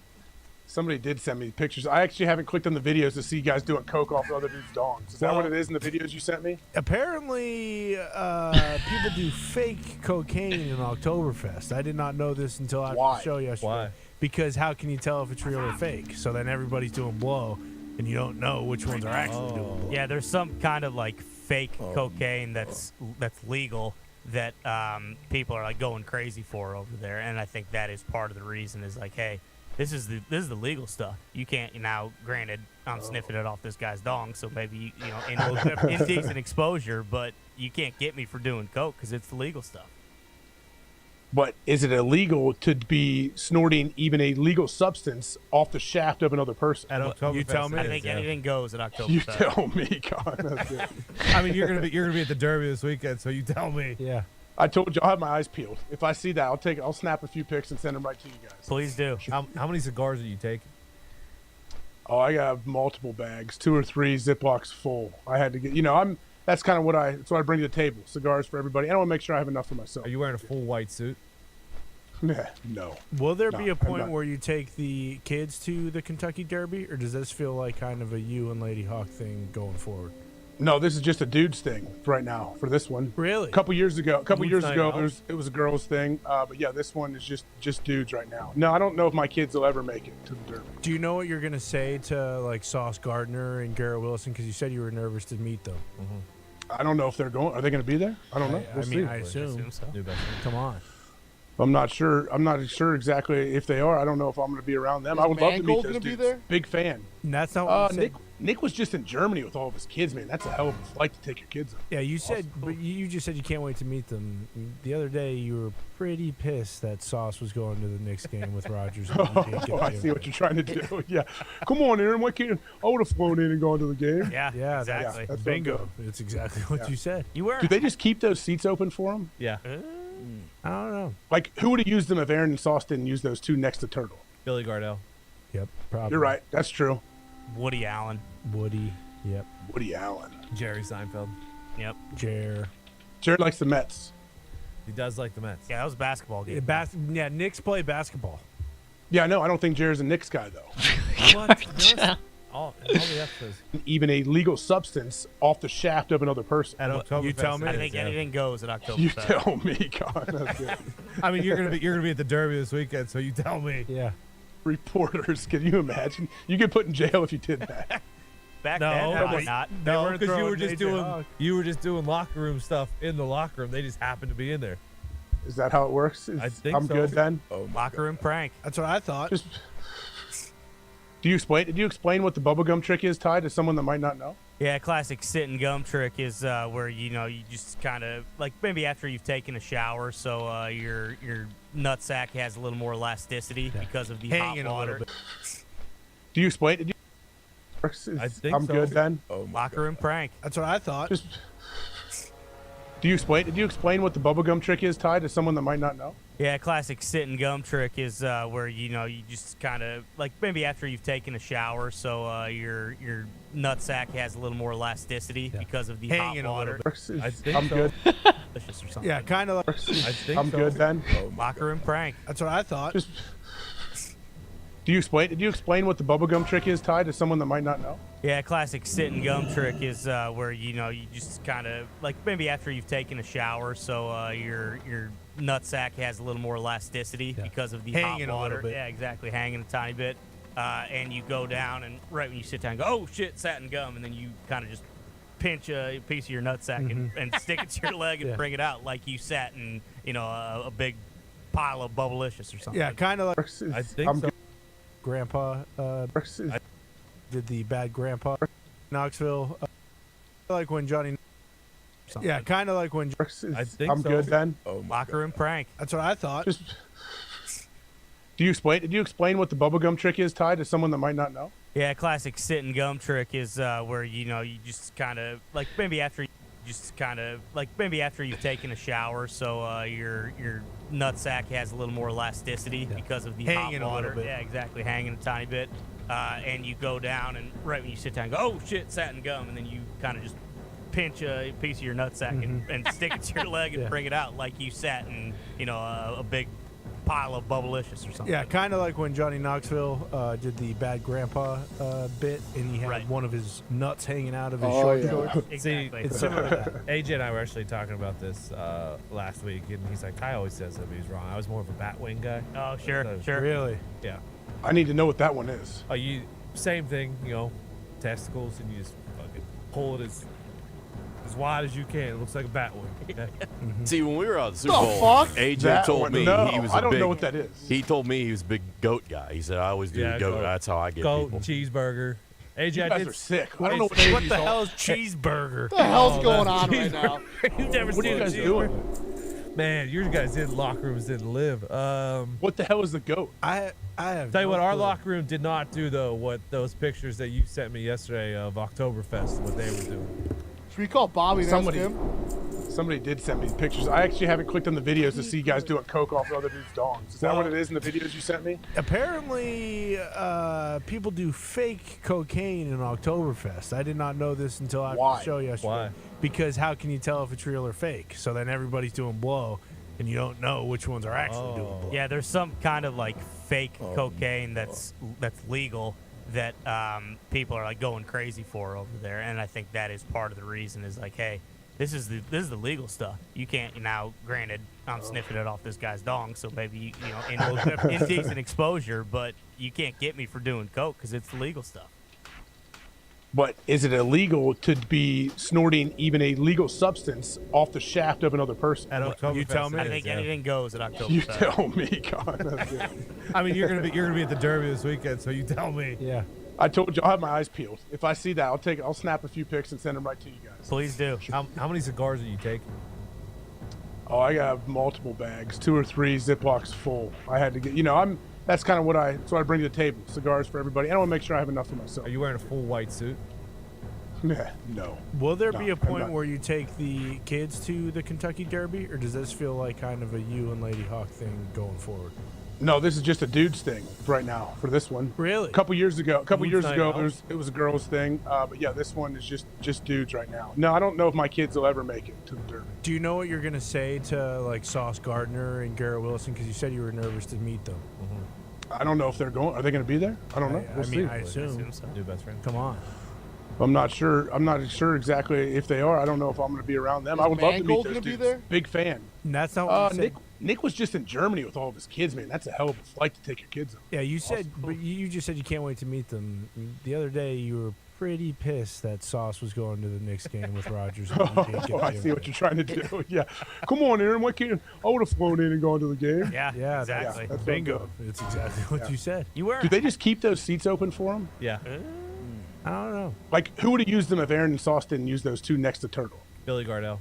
Yep, probably. You're right. That's true. Woody Allen. Woody. Yep. Woody Allen. Jerry Seinfeld. Yep. Jared likes the Mets. He does like the Mets. Yeah, that was a basketball game. Yeah, Knicks play basketball. Yeah, I know. I don't think Jared's a Knicks guy, though. What? To be honest, in all the episodes, I don't know if he did. Yeah, I think you might be right.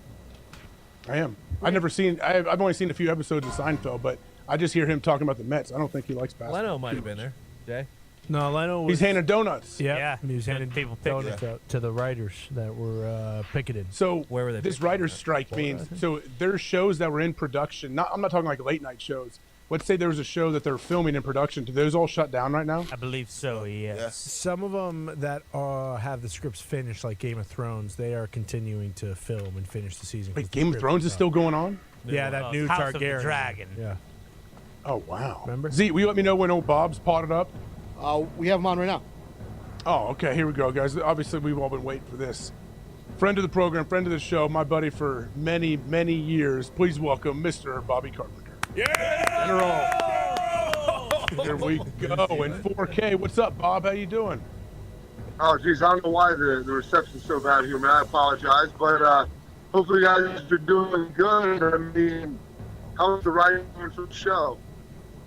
Well, it sounds like we might have to drop you Yeah, and it call just you got right back. bad. I'll call him back. Was he boozed Yeah, up or just is shut the it. reception just bad? Yeah, I couldn't tell. That's what I mean. That was my next question, Bob. I was going to say, I don't know what's going on. Well, they- Thursday, right? Feels like Friday. Yeah, it's Thursday. Yeah, you said Friday, but that's fine. No, I said feels like Friday. Start of the show, Start though, of the you show. said it was Friday, May 4th, but, Oh, I did. You Ooh, did. May the 4th be with you guys. Hey, May the 4th And be you with as well. Didn't hate you that, say by the way. sometimes Shocker. Bob Carpenter will spill a couple whiskey sours on his phone and then his camera acts all weird like it just was? I don't know. Maybe it's possible. I thought Did that happen, Con I thought Man? he told us that. Z, whenever you get him back, you can just pop Bob right back up. He knows what the deal is here. We're calling him back again. General looks But you're- good though. He's Have you still guys working ever? out. Yeah, oh, trust me, Bob will never stop working out. Bobby will, whenever, like in 85 years, if Bob ever dies, he's gonna be in his casket just jacked. Probably in a cutoff or maybe no. He might want to go shirtless actually for an open casket. I would have. Be a good Oh, move. yo, Ohio State linebackers are like that, huh? Yeah.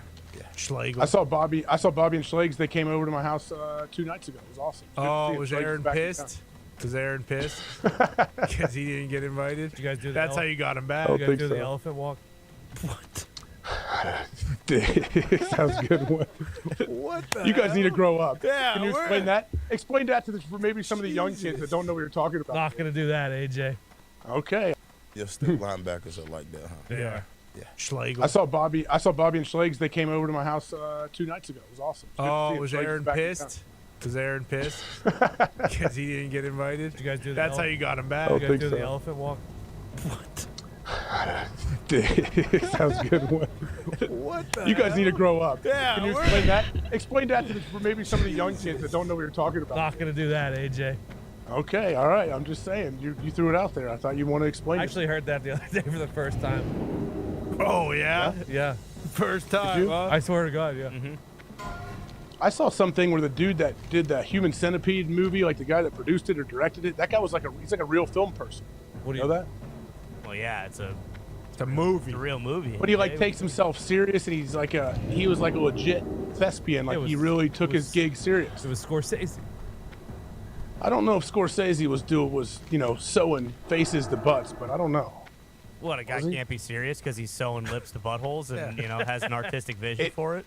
It made me. I had to hesitate for a second at the seriousness at which he talked about that movie and making that movie and the process of it because of what it is and what I've seen from it. You got to keep in mind it's art. Yeah, exactly. I'm not judging it. Trust me, I'm not. We're talking about it right now, and I've mentioned it many times throughout my life. But I wonder if Pac-Man's completely in the dark. You think he has any idea? Pac-Man, you know what Human Centipede is? No. No, he doesn't have Probably- any idea, AJ. Probably a safe bet. Probably good to just stay naive to this one, Pac. It won't help you. Yeah, it's just the worst If movie it of makes all you, time. makes you. What? He hasn't directed a movie since. Okay. Yeah, one and done. Really? Well, since he did 3 Human Centipedes. Right. All And done. got to Okay. finish the So video. he doesn't need any more money then. He's set for life. And then he's actually directed a movie in 2021 called Tom Six and the Insanity of Making of Another Movie. So I assume that was about. Probably The others, about, yeah. yeah, exactly. Yeah, Tom Six. AJ, you watch any of the NBA or NHL last night? I didn't get to see much of it, but I know the Celtics just absolutely annihilated the Sixers. Right? What happened? What did Embiid do? Nothing. Embiid did terrible. He did fucking I nothing. saw a Did lot. he look hurt? No, he didn't look hurt. He did fall and trip at mid-court after hitting a basket, and the whole arena laughed at him. And I don't know if he was the same mentally after that. A little embarrassed, but I did see a lot of people saying that, and this goes to the MVP conversation. When Jokic isn't playing, the Nuggets are not better, and obviously when Embiid didn't play Game 1, the Sixers looked much better. Now, Joe Mazzulla, I don't think you saw this. Joe Mazzulla murdered his post-game press conference about, them making adjustments and how the team has been since the Game 1 loss. Did you see any of that or no? I did not. I don't know if we have that video to play it or not, but I did. I missed that I one. think we do. I think Yeah. it's 2 separate videos. I'll play them back to back. All right, perfect. Here we go. Okay. Joe, what have the last 48 hours been like for your team? I like this guy. Pissed. And Nice. did you like that? Did you like Yes. what was going on the last couple of days? Yes. Be stone cold. We made the right play every single time. Nobody wants to ask about all the adjustments we made from game 1 to game 2. oh, okay, fuck you, see you later. Good for him. Yeah, he's awesome. So it does seem as though the Celtics, obviously the angry piss. A lot of people under that comment, though, of Joe Mazzulla were saying, yeah, this guy's definitely killed somebody because he is just a stone cold dog. I'd love to see it. You know, I bet his players love him, don't they? I know we've heard, like, great. Is he like 35 years old? The dude's so young. Very young. He's the youngest coach in the league. I do believe there was rumors right before last year when Ime Udoka came in to be the new head coach after Brad Stevens went to the president of basketball operations. Joe Mazzulla was going to leave. A bunch of the guys in the locker room said, like, no, we need Joe Mazzulla to stay, pay him. Obviously, they ended up paying him, yeah, and then he was the one that got the promotion to head coach right after. Are they going to win it all? I mean, the East is wide open right now. Well, yeah, they should win this series, though. They should make it to the finals. I mean, I don't know about them winning the whole East. I mean, yeah, we should make it to the finals.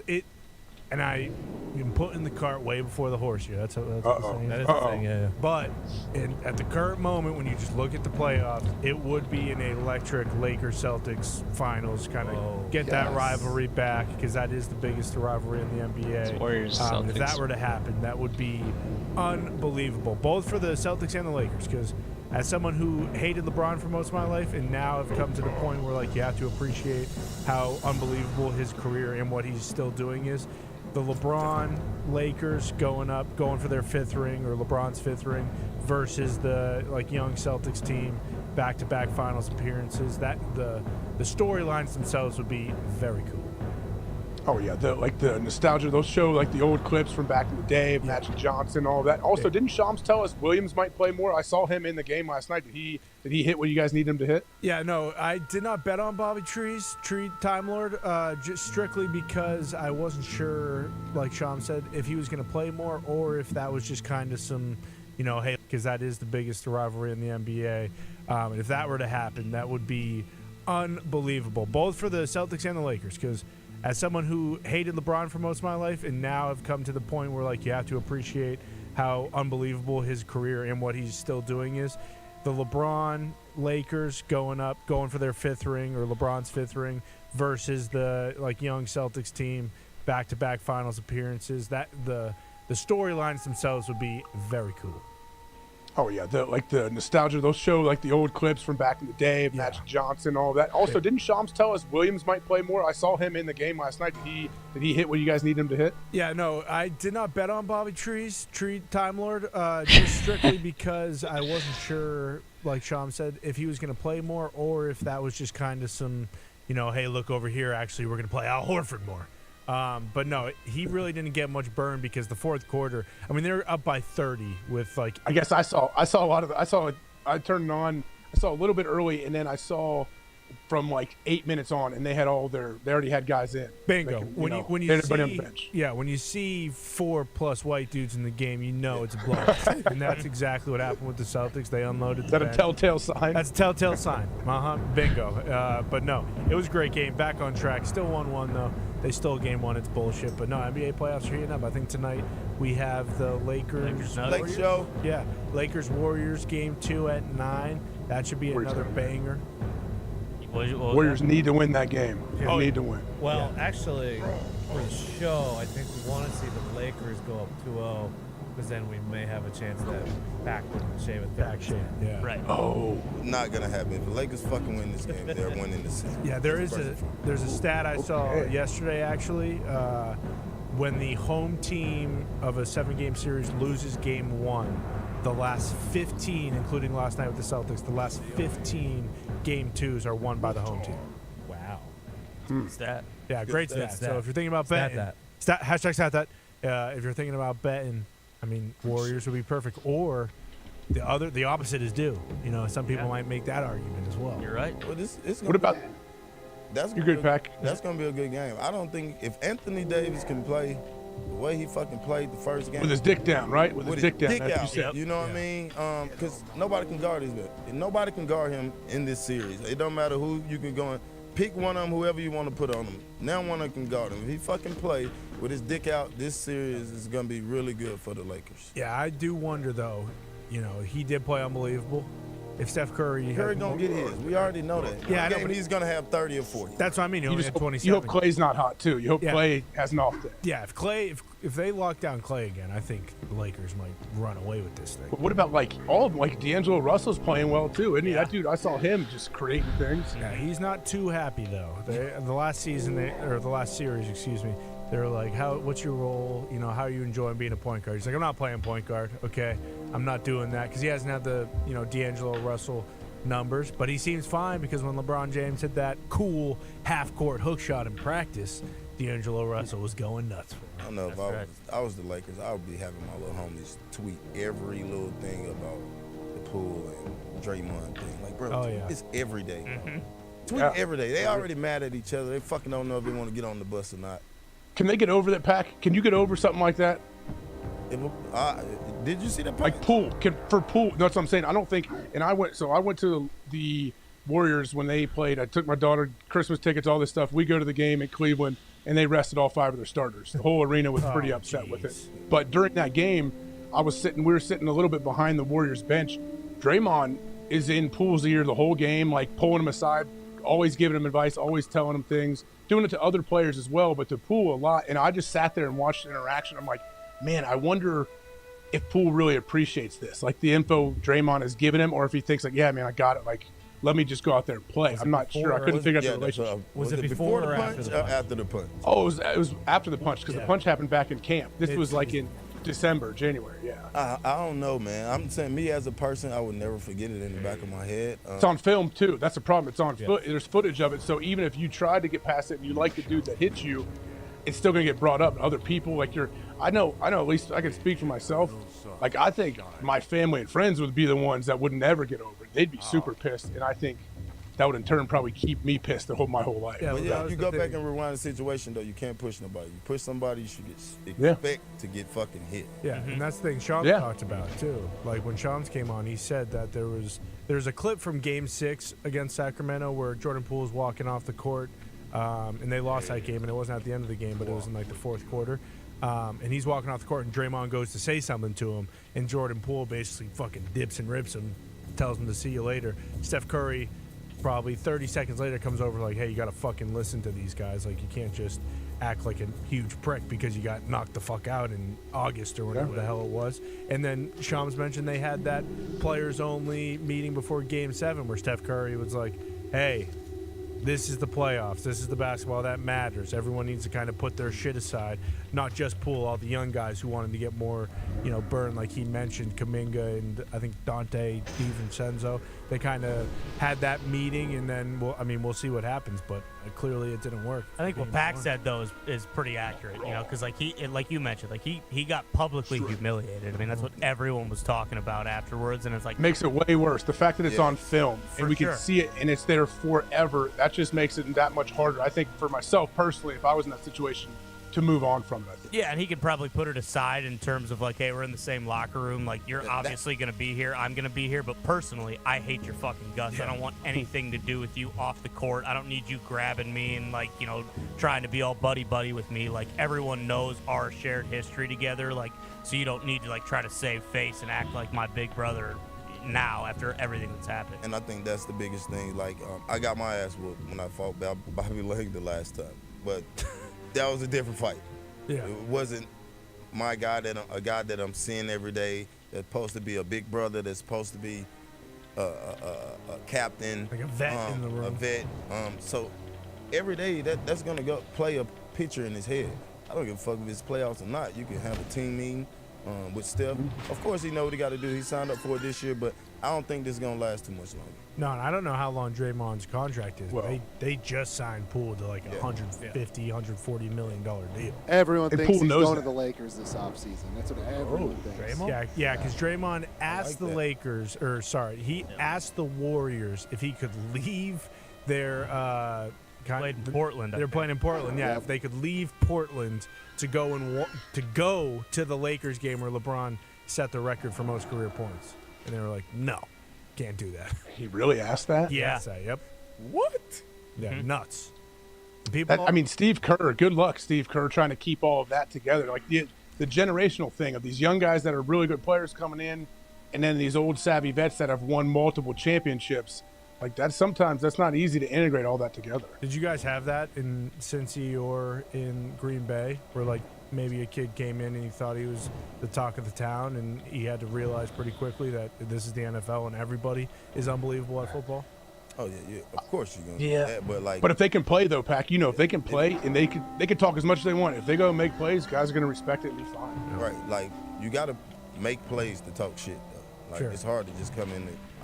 That's a big difference from basketball and football. In football, like the younger guys, the rookies, you gonna talk shit, but you gonna have to tone it down. Cause these grown men and they set up certain shit where they can knock your ass down. Yeah. Yeah. You get what I'm saying? Uh-huh. So the respect level is a whole lot different, I think, as far as the younger guys in football than the younger guys in basketball. I think it's also probably much different, like getting humbled by like if someone dunks on you, as opposed to like getting your fucking ass knocked out on national TV when fucking 30 million people are watching. Like that's a little bit different than like, oh yeah, I got dunked on that possession, but I still scored 25 points and had a good game. Like it's much different. Well, and for you guys too, when you were a rookie, was it the opposite? Where I mean, obviously both of you were, top 10 picks, but was there any veterans that were like, hey, relax, like you're just a rookie, where you also kind of have to realize, hey, the franchise just took me to be a franchise player? Like,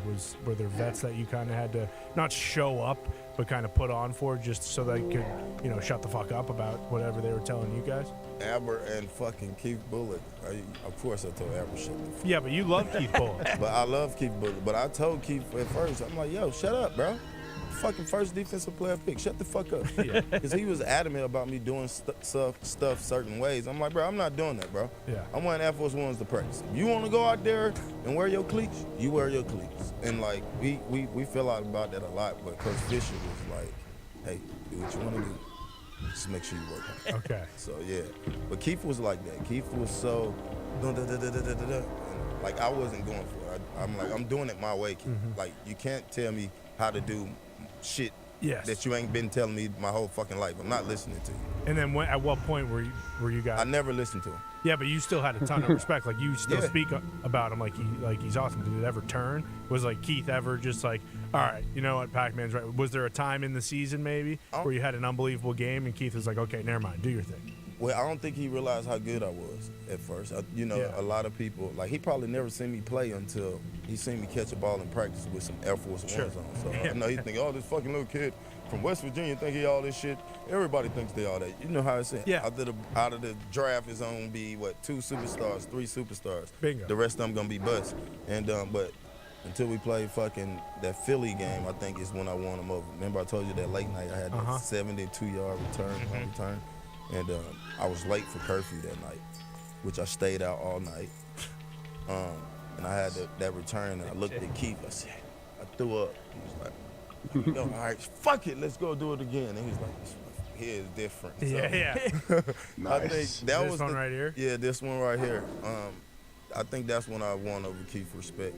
And I had a lot of respect for him too, because he was a linebacker, starting linebacker that was playing on special teams for me. But yeah, this was a hell of a night right here before this night, I should say. How'd you evade bed check and everything? Me and Fisher had a certain relationship, I would say. Nice. And nice. Wherever I went, I had security, though, but Fisher was good to me, man. And I was spoiled, bro. Fisher spoiled me. Fish. He's the man, that right? was. Huh? You went to the NFL with Fisher, like the greatest players coach. Hey, treat you like a pro, right? Hey, if you take care of your business, you're good to go, right? Isn't that how he is? Yeah, Fisher is all about the players. Like we never had live contact in Fisher camp. They call it camp. Even in camp. Damn. Not even camp, bro. We call it Camp Cupcake. That easy? The hardest thing you're gonna do in Fisher camp is maybe 1040s. That's it. Man. Damn. Was big. Well, we used to hear stories. We hear stories about Fisher and what you guys did in Tennessee, and people are like, oh man, that sounds amazing. We were in the middle of our third 2-a-day in a row with full pads. Yeah, our third 2-a-day, Fisher be like, all right, we're going fishing at the lake. Everybody bring That's it around unreal. and shit. You played with Donnie Nicky there? Yeah, Donnie Nicky was one of my favorite teammates. He would run through a fucking wall on special teams, man. Donnie was the king of knocking himself out. Like I played with him in college for a year, and he was a state. Donnie, first off, can fly, big old arms, super athletic, crazy as can be, and an absolute granite head, and was never scared to throw that thing around. I love Donnie. Was Big Mike a player's coach? He is, right? But he still He kinda is. made you guys get after it. Tough nose, West Virginia. Yeah, he was like. I like how Big Mike runs a program. He it was definitely physical. It kind of changed. His first year as a head coach was my first year. I got drafted right when he came in as head coach. And I've told John here, he joked later on, years down the road, I should have been put in jail how I'll practice you my first couple years here, guys. Like how we came out of the gates hot. Like when he got the gig, like it was before the old CBA. So yeah, it was, we were banging a decent amount, and I don't know. I mean, it worked for us. That's all I knew. So luckily I didn't know any other. We hear stories of places that didn't hit much or didn't do much, but yeah, we kept it up throughout the year. Well, and AJ, didn't you say, like, I think you've mentioned this like several times, you're welcome to the NFL moment. You know, you walk in, obviously acting like you're the cock of the walk, and the gravedigger, Gilbert Brown, wouldn't let you sit at the defensive table, right? Wouldn't let you sit down and eat with the defensive guys, so you had to go sit by yourself. You're like, oh, wow, I'm not big bad AJ Hawk from Ohio State. Yeah. I'm just Gary Bertier moment. Exactly, yeah. Hey, Ray, this is the defensive table. You're right. Gravedigger was there. He wasn't on the team anymore. He left the team like maybe 5-6 years before he was retired from the NFL. And he came back. He came back into the lunchroom and he saw me sit with the defense and he just hit me in the back of the head. So I had to go take a knee in the corner and finish my lunch. Yeah, my little sloppy joes or whatever I was eating. That's right. Well, how's Marvin for both of you guys? Because Marvin seems like he was a player's coach. Right? He seems like kind of the combination of the two almost, Fisher and Big Mike. Marv's a father figure to a lot of people, I feel like. Well, don't you think that, Pac? Yeah, but he worked the shit out of us. Oh yeah, yeah. Marv was great. I really enjoyed Marv. I don't know. I'm sure you did too. But man, Marv's a really really good dude. He really is. I noticed that from the jump with him. I mean, I still keep in contact with him. I was only there a year, and the guy's awesome. Marv, like father figure. He really care about the players. But he gonna work the shit out of you. You gonna practice, and you gonna practice outside. Damn. Well, there was no option to practice. Next to the gravel, next to that gravel plant. Yeah, with the smoke coming over, AJ. Yeah, no one ever got hurt from that gravel. There was never a time where someone caught a pass and like tripped on a massive boulder or something. Some days maybe we couldn't breathe. I don't think nobody got hurt. Jeez. Yeah, I mean that's maybe Pac. When you were there, you were longer than me. Anyone ever get hit by a car crossing that main road going to practice? Nah. What a come up for Cincy, though. I mean, Cincy's now every year we have to talk about him like a Super Bowl contender. Yeah. Well, they are. They are. Oh, absolutely. They have been. Yeah. Have you been there? Have they improved? What did they call it? AJ, their restaurant? Oh yeah. Yeah. The new restaurant. Yeah, my first year there was when the new restaurant went in. Yeah. AJ, guess what? They putting a fucking nursery in, huh? Nursery for the players. That's because that NFLPA thing changed stuff. For the players' kids. So. Oh, like during games and post game and all that. During the game and during the day while they're at practice, which is pretty sweet. Yeah. You could bring your kid in. They could like in babysitters. The morning, they got a whole daycare center just for the players, where you can check your kids in, check them out when you get ready to go. I think that's pretty sweet. Yeah. Of course, we know about the bubble, but Joe Burrow is getting a lot of things changed. I ain't gonna just say Joe Burrow, but shit, Joe Burrow getting a lot of things changed over there. And that NFLPA report card. Like everyone talks about it. Everyone's making changes. I wish they had that fucking report card when we was out, because I think that plays a big factor in people changing things. Because now that we say, oh, all these places got F F F F F F F F F F F F F F A B B B B A A A. I think the owners look at that, and that's a big like. Don't give a fuck about it. Their laundry's in It's public. Yeah. It makes them look bad, doesn't it? It makes them look publicly like, hey, what are you doing? You guys are billionaires and you're not taking care of these players. I think people, you're right. It'll get stuff done. Hasn't Arizona already been changing things since theirs came out? Yeah, I think you're right. The public perception of a billionaire being a huge fucking cheapskate and like nickel and diamond guys like in Arizona, like charging them for lunches and stuff like that. Like when you get like fans in the NFL and people outside being like, how the fuck is this the way this works in the biggest league on the planet? Like this kind of stuff can't happen, because everyone reacted to that NFLPA survey. Yeah, it was like Lamar. Like people reacted to Lamar like, hey, just fucking pay the guy, Baltimore. And then when they start hearing that you had to pay for lunches and that families, you couldn't bring your kids into, the stadium during game day because they had to change babies on like the floor, like that. In public bathroom. In public bathrooms, yeah, like that type of stuff. It didn't even seem like a possibility from the outside looking in, because the NFL is like the biggest business in America and is just going like that. And then you hear things like that, and the entire public perception's like, oh, okay, I've been rooting for a team that, is the cheapest team in the league. This is bullshit. And it actually did cause change. I don't know why, to your point, why they didn't release them publicly before this, why this is the first year. Yeah, well, media, we ain't to where we are not where we at now, where we were. So Well, didn't everything is like, motherfucker, they got these iPhones, you can see every fucking thing now. You can't piss without somebody taking a picture of you. So, of course, now, I've never been in an organization where you had to pay for your food. Basically, I mean, plain and simple, if I would been in Arizona and they would have been like, pay for your lunch, the first thing I would have, hey, yo, I'm in Arizona, I just got here. Yeah. These motherfuckers got us paying for lunch here. Like, that would have been the first thing I would have did, because that's ludicrous to me.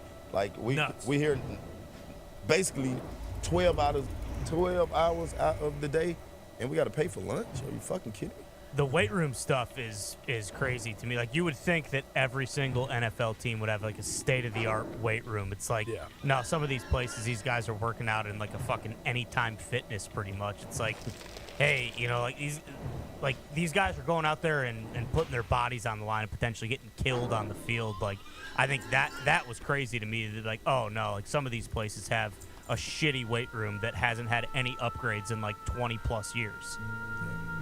Well, they did. So I got to Cincinnati at perfect time because, I got there as they redid the weight room and the new cafeteria / restaurant. And I know before that they said you guys had to work out in like position groups because you couldn't fit enough. You could only fit like 20 guys in the weight room at that time, right? Yeah, it was horrible before you got there, AJ. It was like really bad. And the cafeteria was really bad, mate. But that's what I heard. When you got there, it was like perfect. What is it? Rick Barton. And then going to the Holiday Inn. That was it was nice, man. I liked it. There was something there. Like, how many years were you in Cincy, Pac? 9.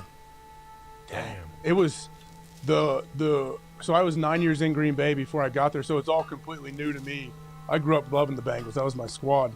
But then getting there, like, everything was very different from Green Bay, but it was also really, like, it made me realize, hey, there's more than one way to run a team. There's more than one way, like, it was just cool. Like, there's more, I don't know exactly how to describe it, but everything was run much differently. The team was super tight, though. Like, my locker's right next to Vontez. You were right across the way. Like, I really enjoyed all the guys. I really did. I don't know how they work on crafting and like, kind of putting the roster together, but we had a great roster of, like, dudes that were, you're not going to mess around. Like, felt very confident in our team, especially our defense. If someone wanted to fight us, we're okay. And then everyone was cool.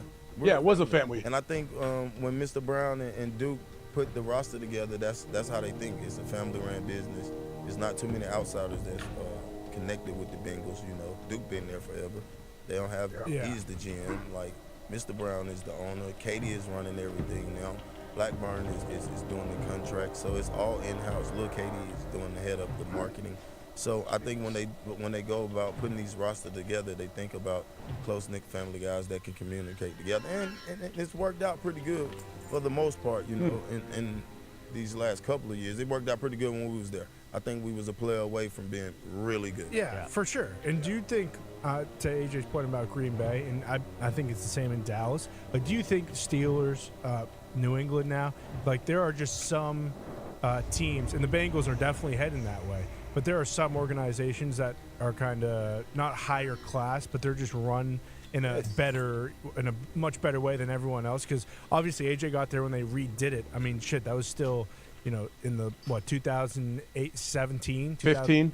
Yeah. Like that is still pretty far along. Whereas some places, Arizona, like they were. Tennessee. That culture, Tennessee, like the way that's kind of set up, and Tennessee's hopefully getting a new stadium, but just those main places, or not main, but those kind of stalwart NFL franchises, like they just have an innate advantage against some of these other places because of the way that they're run.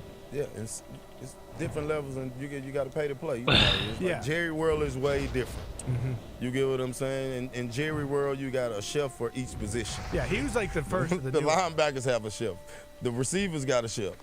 the wide receivers and the corners, y'all got a chef because y'all can eat fried food. So it's really different when you go different places. You get what I'm saying? So the bigger the market, normally the bigger the better tangibles and all of that stuff. How was Denver? How was Denver's facilities and all of their whole situation? Unbelievable. Denver, like we had massage people on the road. Like you set your times, AJ. Like didn't have to pay for it. It was like the recovery part in Denver was the best I've ever had. Damn. Who was your strength coach at the time? Was it Lauren Landau? Was he there? Landau, yeah. Landau was the strength coach in Denver. See, I wouldn't expect that. Yeah.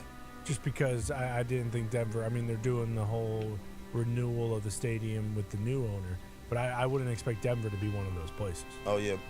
Shout out to the Broncos, man. Yeah, they did a good job, man. And Elway treated the players how he wanted to be treated. Oh, okay. I'll say that. Yeah, that's why. Yeah. Because he kind of went through it, and then front office knew what players needed. Yeah, and the Bowling family did a good job, too.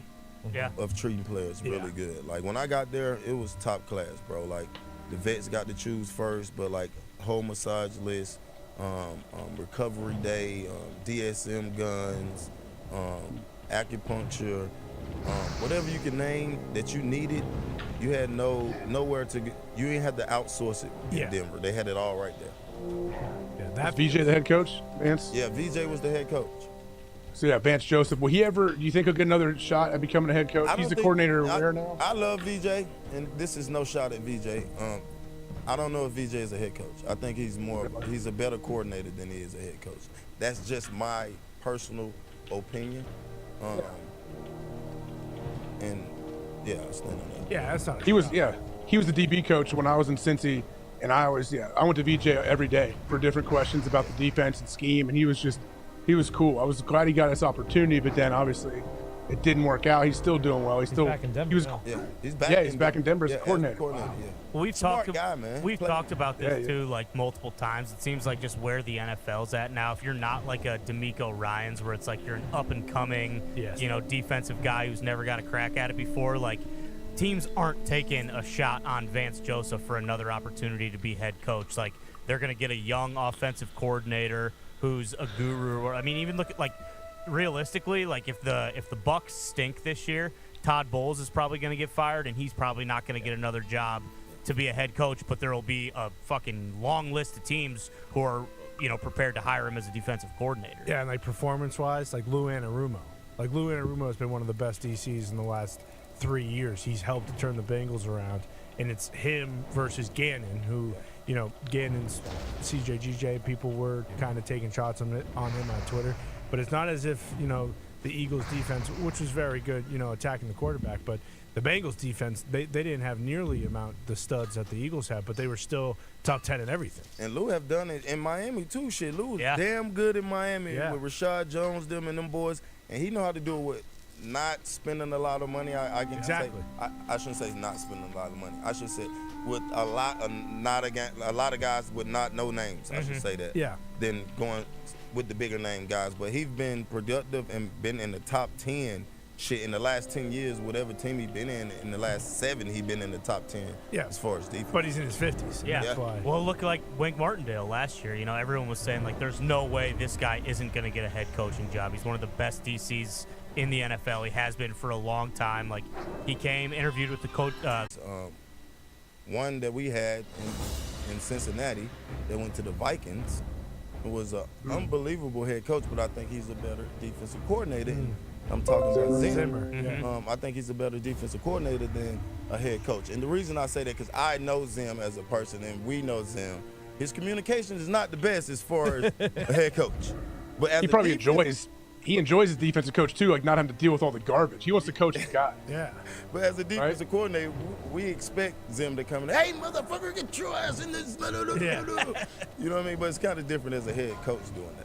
Well, and we saw, like, his relationship with Kirk Cousins. You know, like it was kind of the same thing. Like he was always motherfucking him. Like he was a guy on the defensive side. And Kirk Cousins was like, "Hey, you son of a bitch! Like I'm a quarterback. Like I don't want to have this kind of relationship with you." And when he was in Minnesota, like it wasn't as if the defense was ever, as good as the defenses were when he was in the Bengals organization with you guys. Like it sometimes, is that a big deal for players? Like when Zim left you guys, was it kind of like I don't know, like he's probably just a better coordinator, or did you have to like find that trial by fire? Like you have to go find that out on your own. I'm not gonna lie, we was hurt when Zim left, but we had Paulie G. Paulie G was right up under Zim and like was the co-coordinator, defensive coordinator. So Paulie G would run the third down meetings. He was running the Friday meetings. What's his name? Full name? Paulie G. Paul Gunther. Paul Gunther. Yeah. Okay. He would run the third down meetings and all of the fourth down meetings, the Friday meetings. So we was kind of comfortable with Paulie G. Yeah. But the respect level that we had for Zim as a defense was way higher because he was no nonsense and he would treat everybody the fucking same. And like he did not bullshit. It was old school. He's straight up with you. Yeah. He had a successful run as a head coach. Like Lou Anarumo, I'm sure he wants to see, like whether he's a better D coordinator than he is the head coach. He's still, like every coach, you want all your coaches to aspire to become a head coach, right? I would imagine he wants to at least, until he does it, he doesn't truly know, like, hey, what would it be like to run an NFL team again? There's always a chance, though, too, like these defensive guys, they go coach for a couple years or whatever. And then if they do go back to being a DC and they're on great teams, no one's going to remember that. Like Dick LeBeau was a head coach for 2 years. I don't think anybody remembers that. Like they'll always remember him being the defense coordinator for the Steelers. Yeah. Well, it's also like in terms of Anarumo, like I understand everyone said like, yeah, if you get the opportunity to go be a head coach, like you go be a head coach, but you also probably consider like, okay, I have Joe Burrow, like we have a legitimate chance to go to the Super Bowl every single year for the next 10 years, and if I'm going to get a head coaching job, I'm going to go to a team that was 2-15 last year. We're probably going to suck, my first year, and we see what teams do now with head coaches in terms of like, hey, if you don't win in 2 years, we're going to fucking fire you and we're going to find someone new. So it's like, do I want to leave a great situation I have right now, go get fired, and then go be a DC in a shittier situation than I was initially? And that's the D'Amico Ryans difference with Lou. Like, Lou is an older guy. I think we can all agree on that. And D'Amico knows, like, hey, I have 10, 15 years here where I can be in Houston and I can kind of build this culture. And I can also work with some of these younger guys who are from just a completely different era of football, where Lou is from the old guard. Like, maybe he doesn't want to have to deal with the change of the game, and especially how some of the players are just different from what it was when he was probably starting out as a DC. Yeah, you got to evolve. I mean, that's the thing. Being a defensive coach, you're already behind the eight ball when it comes to getting a head coaching gig in the NFL, because it's not the splashy thing to do. Now, D'Amico kind of was, because his history as a great player for the Texans and then as a coordinator for the Niners, everyone knew of him and had so much respect for him. But you're right, Ty. Like, if you're not like a Vrabel or someone like a former player that's coaching, I think if you're a defensive guy, like, you're already at the back of the line. Like, you have to do something exceptional in those interviews and whatever you're doing to actually get a job. Now, defensive guys will still get head coaching gigs, but I still think for at least for the time being, like, it's going to be offensive guys, offensive-minded guys that are going to be, first in line for those head coaching gigs. Seems like it's tough too, because it's just like so much out of your control. Like we talk to a lot of these guys who end up being like, Chuck says it all the time. He's like, I love coaching, and then you become a head coach, and it's like you're not running the defense anymore. You're an administrator. You got to deal with stupid administrative stuff. Yeah, you just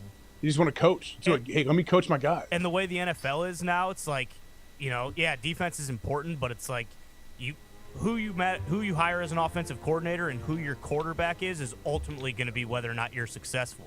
And that's what Pat has mentioned. Hiring a defensive coach and you have a successful offense, you're losing the guy who's running the offense because he's getting a head coaching job, and then you have to restart. I just saw it in New England. It sucks when your OC leaves and a new system gets put in place. Now, granted, not every single team is going to have a guy who's never coached offense as the offensive coordinator, but when any situation changes, it can drastically affect what is going on the offensive side of the football. And then on the other side of it too, sometimes Doug Peterson You know, he's a first year with Trevor Lawrence, offensive guy, and they absolutely crushed it. So it's both sides of the sword there, but it is hard to justify the advantages of having a defensive head coach versus the offense, because you need to have that offensive guy, especially now with how complex some offenses are. But then there are others, like Aaron has said, where a monkey could run an offense because of how simple it is, and it's just kind of knowing when to throw the football and where to throw it. Well, and head coaches will tell you, guys that have taken gigs, I mean, whether they want to admit it publicly or not, a lot of it depends on what their front office is like, what the owner, how some owners want to be heavily involved and don't let the coaches do everything they want to do. And some coaches say, hey, I hired you, you're in control. This is what you go do your thing. I'm not going to micromanage you. I think that's a huge thing that doesn't get talked about. You got to be on the same page with all of those people in the front office, or your team is just, it's going to be jumbled together with players that you probably didn't want, but these guys want, and they want to jam them in the lineup, say, hey, you need to play this guy. I just drafted him, and then here you go. We're starting that process over again, and we're hiring new head coaches every 2 to 3 years. That where you're not a head coach, you just a do boy. Yep. And it's crazy Which, how far down not the fun. line some of these. I mean, Mike McDaniel. It's not as if he was an OC. It's not as if at least me, I'll speak for myself. It's not as if I knew who the fuck Mike McDaniel was before he was introduced as a head coach, even just a head coach candidate. And then you're hearing, oh shit, this is the guy who's designing all the runs for the Niners. That's insane. But the Niners don't fall off because Kyle Shanahan. Whereas in other situations, if a guy who was, what was he, third tier, he wasn't even the OC, he was the run game coordinator, they lose that guy, and then he's an unbelievable head coach, and he runs the offense because of the knowledge he's got from Kyle Shanahan. And it's the same with Zach Taylor and Sean McVay. You know, it took them a couple years, but once they got a good quarterback, all of a sudden Zach Taylor's an unbelievable coach. Yeah, it's a tough gig, man. As I say all the time, it's tough to win a game in the NFL, just one, let alone you have 17 regular season ones every single year. Guys, we got to get to a quick break because we have a big guest coming up on the other side. Mr. Dana White will join us, as he does before a lot of these big UFCs. He has UFC 288 from the Prudential Center in New Jersey coming up. So stick around. We will be right back, guys. Let's take a quick five. Take five!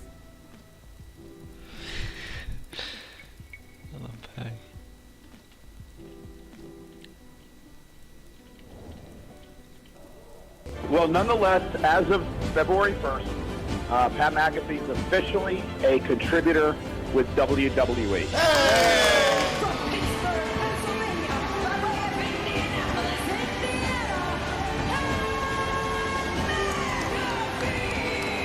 Living his dream to be a part of WrestleMania. I want to see Pat McAfee tonight. I've been preparing for this my entire life. Pat McAfee has done it again. It's time to toast the boys and toast the brand. McAfee's wanted to drink beer with Stone Cold forever. Stunner! There was a point in my life, all I could think about doing was professional wrestling. McAfee closing in on another WrestleMania victory. First, we're going to have to get the okays, obviously. And we did from people high up. They were the only people that knew for a while. There was like 3 people that knew in the whole world that was going to potentially be a situation for a little bit. City of Stars, Boston Connors here. We will be there tonight. Nobody's supposed to know we're here. It's going to be tough. And if you're a man that's only known for wearing tank tops, you kind of got to cover it up.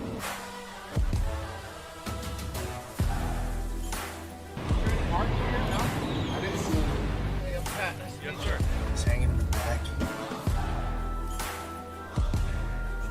One second. My purpose on my face? I feel some shit. Who's on the game here? Nobody. This is you until you go out. Come on, dude. Just gotta take a look around. There's some bunk beds there. You know, there's a shitter and a shower here in the back. He sat in that bus 6, 7, 8 hours, 9, 10 hours. I'm gonna talk about that thing. Holy fuck, what a view that's gonna be. Hell yeah. Look at all those fucking people that are gonna be there. Just waiting, for an opportunity to potentially have a WrestleMania moment. It's ridiculous. This is awesome. WWE is just like the best at operating. They take care of the non-obvious. So we're very thankful to be here. And tonight should be fucking sick. Hell yeah. think there's like 3 people I know him here. Are we not supposed to come in here? No, yeah. All right. 4 now. Look at you. Won't fucking say a word. I'll see you at SoFi. You gonna be in LA? I don't know, George. Is it, you know, It's a loaded question. George, we don't know, George. We don't know. Maybe. What's up, Stud? Oh, nice. As soon as I saw George showcase that tight end university tank top, I knew there was a chance old George was about to do something special. Are you kidding, boys? Welcome to WrestleMania! You know, the night was getting late. We weren't sure. We didn't know if a moment was going to pop up where maybe my services could be utilized. I haven't been in a ring since SummerSlam. Okay, like not even in one. All I wanted was the Miz to have an opportunity to have a match, just a WrestleMania match. Yeah, good guy. Stand there. And then the Miz mentions, I sent out an open challenge, and we go, oh my God, there it is. And I put out an open challenge, and no one responded. Why? Because I'm the Miz, and I'm awesome! Let's go. Wait a minute! I feel McAfee's here! I have walked out into a stadium as a WWE superstar probably 1,000,000 times in my head. WrestleMania was missing Pat McAfee in the Pat McAfee show! And I'm thankful to the WWE Universe that said Now. Sunday. Show. I'm AJ Hawk sitting in for Pat. He had his little beautiful baby girl early this morning. He and his wife Sam seem to be doing very well. Congrats! Best There we ever had. go, boys. Boys, we're not going to beat around the bush because we have a giant guest waiting on the line. Obviously, this guy has come on the program many, many times. We love having this guy on. Everyone, please welcome Mr. Dana White. Yeah! What's up, Dana? Dana, what's up, man? Sorry, Pat. Pat had a baby this morning. I don't know if you know that or not, but he had his little baby, so he has his first child born. So I'm sitting in here doing this thing from Ohio, so I hope you're doing well. You in Jersey? Yeah, no, I'm in New York City, but yeah, I'm out here for the fight in Jersey, yeah. Awesome. Yeah, I know UFC 288 coming up. You got to be excited. I guess Jersey, you're in New York City. I know that was a little bit of a task trying to get the UFC MMA into New York back in the day. We don't have to go over that whole situation. You'll be fighting at the Prudential Center. What about this card, I guess? There's a lot of different things going on. You got some people that are stepping back into the cage after taking some time off. Obviously, Henry Cejudo in the main event. Is ring rust a thing? Like, what? I know that's like a cliche thing to talk about. What do you think? It's really not. I'm actually a big believer in it, and yeah, we haven't been to Jersey in a while, so it's good to be back. Jersey's where it all started for the UFC and MMA. You know, Larry Hazard, who ran the commission and is still there today, is the guy. He had a background in martial arts and understood the sport and got us in, and we did our first event there. And that was how my relationship with Trump started over at the Taj Mahal, and it's good to be back. And yes, it's good to have Cejudo back. I am a believer in ring rust, and I think it's what makes this fight really interesting. When Cejudo walked away, there was no doubt that he was an absolute beast and dominated, that division. And now he's coming back and taking on Aljamain Sterling, who is the champ. Yeah, it is. With Cejudo, like during his retirement, I know he's been off, 3 years now. Did you know the whole time, like, hey, we could probably get this dude back, or was this something that came on recently? No, when people retire, I leave them alone and let them do their thing. I didn't expect them to come back, but here we are. Here we are. Now, another guy, Gilbert Burns, he is not taking some time off. This dude is not even a month out from his fight with Jorge Masvidal on the co-main event. I know he's fighting Bilal Muhammad. How does that happen? How do you make such a quick turnaround? Well, he didn't take any damage in that fight, some of these guys fight 3 times a year. Some guys fight 4 or 5 times a year. He wanted to stay active. He wanted to fight, and we got a fun co-main event. That's a fun fight. Gilbert Burns is he comes out and never rests. He just goes balls to the wall. His style of fighting. Bilal Muhammad is durable, tough, gritty, and wants a title shot. So that should be an unbelievable co-main event. Oh, absolutely. I'm sure the people there in Jersey, like you said, you got your start in Jersey. What's the energy like? I know when you came on before, you talked about how awesome Miami was and how everyone was so excited. Does Jersey have a similar feel? Well, we haven't been here in a long time. The arena's sold out. There's going to be 17,000 people there on Saturday night, and it's always exciting at the UFC events. So should be fun. It is. Hey, Boston Connor has a quick question for you. Connor, you can go. Yeah, Dana, there was an interview, I believe, recently with Michael Chandler, and he kind of mentioned how it would be a stain on McGregor's legacy if he didn't show up to the fight. Is that even a thought right now? And also, when are you expecting that one? During the summer? Yeah, I don't know. Obviously, that season of The Ultimate Fighter is going to air. It's coming up soon on ESPN. And hopefully we can do that fight before the end of the year. Hell yeah. Tone Diggs, you got one? Yeah, Dana, I mean, let's talk about the elephant in the room. You are properly jacked right now. And you've talked about it on this show, and you talked about your guy, Gary Brecka. So it motivated me to actually reach out, and I reached out. I'm going to do the test. I'm going to do the blood test. Do we have to work out, too, or do we just get properly jacked by whatever Gary tells us to do? Good for you, brother. I'm happy for you. I'm telling you right now, it'll be life-changing for you. So my sister and I are complete opposites. And, I got her the blood work done, and she doesn't like to work out. I work out every day. She doesn't like to work out. And one of the things that she said she loves about Gary Brecka and what he does is it's science. It's not some guy telling you, oh, you got to do 45 minutes of cardio, you got to do this, you got to do that. And the other thing that's incredible about it is you notice a difference in 10 weeks. In 10 weeks, your life will begin to change. And I promise you, I can't wait to see your results and you to tell me how you feel. I'm excited. I'll keep up with you, Dana. Hell yeah. Dana, you said this is a lifestyle for you now. Like, this isn't a diet. This isn't like just what you're doing for like a fad. Like, this is how you are for the rest of your life, correct? Yeah, I literally woke up this morning. We flew in last night from Vegas and landed here at like 12:31 in the morning in New York. Went to bed, got up this morning. I found this place called Remedy in New York.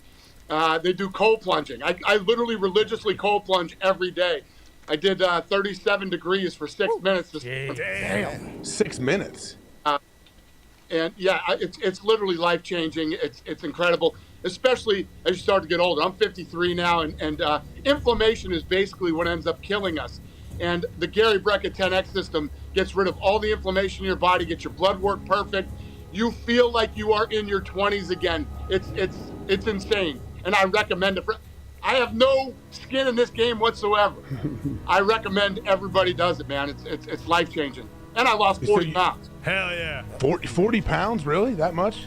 40 pounds. I was 236 when I started. I'm 196 now. Wow. Jeez. So that's got to feel really good. Like, how do your knees, ankles, your joints, everything feel much better?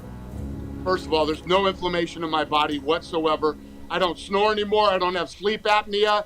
I'm off all the doctor's meds that I was on. I was on blood pressure medicine, thyroid medicine, and cholesterol medicine for like 12 or 13 years. I'm not on any of that garbage anymore. All I take now are supplements. I mean, I could go on for fucking 2 days telling you how. Jeez, that's so you heard about. Yeah, well, here's the thing, man.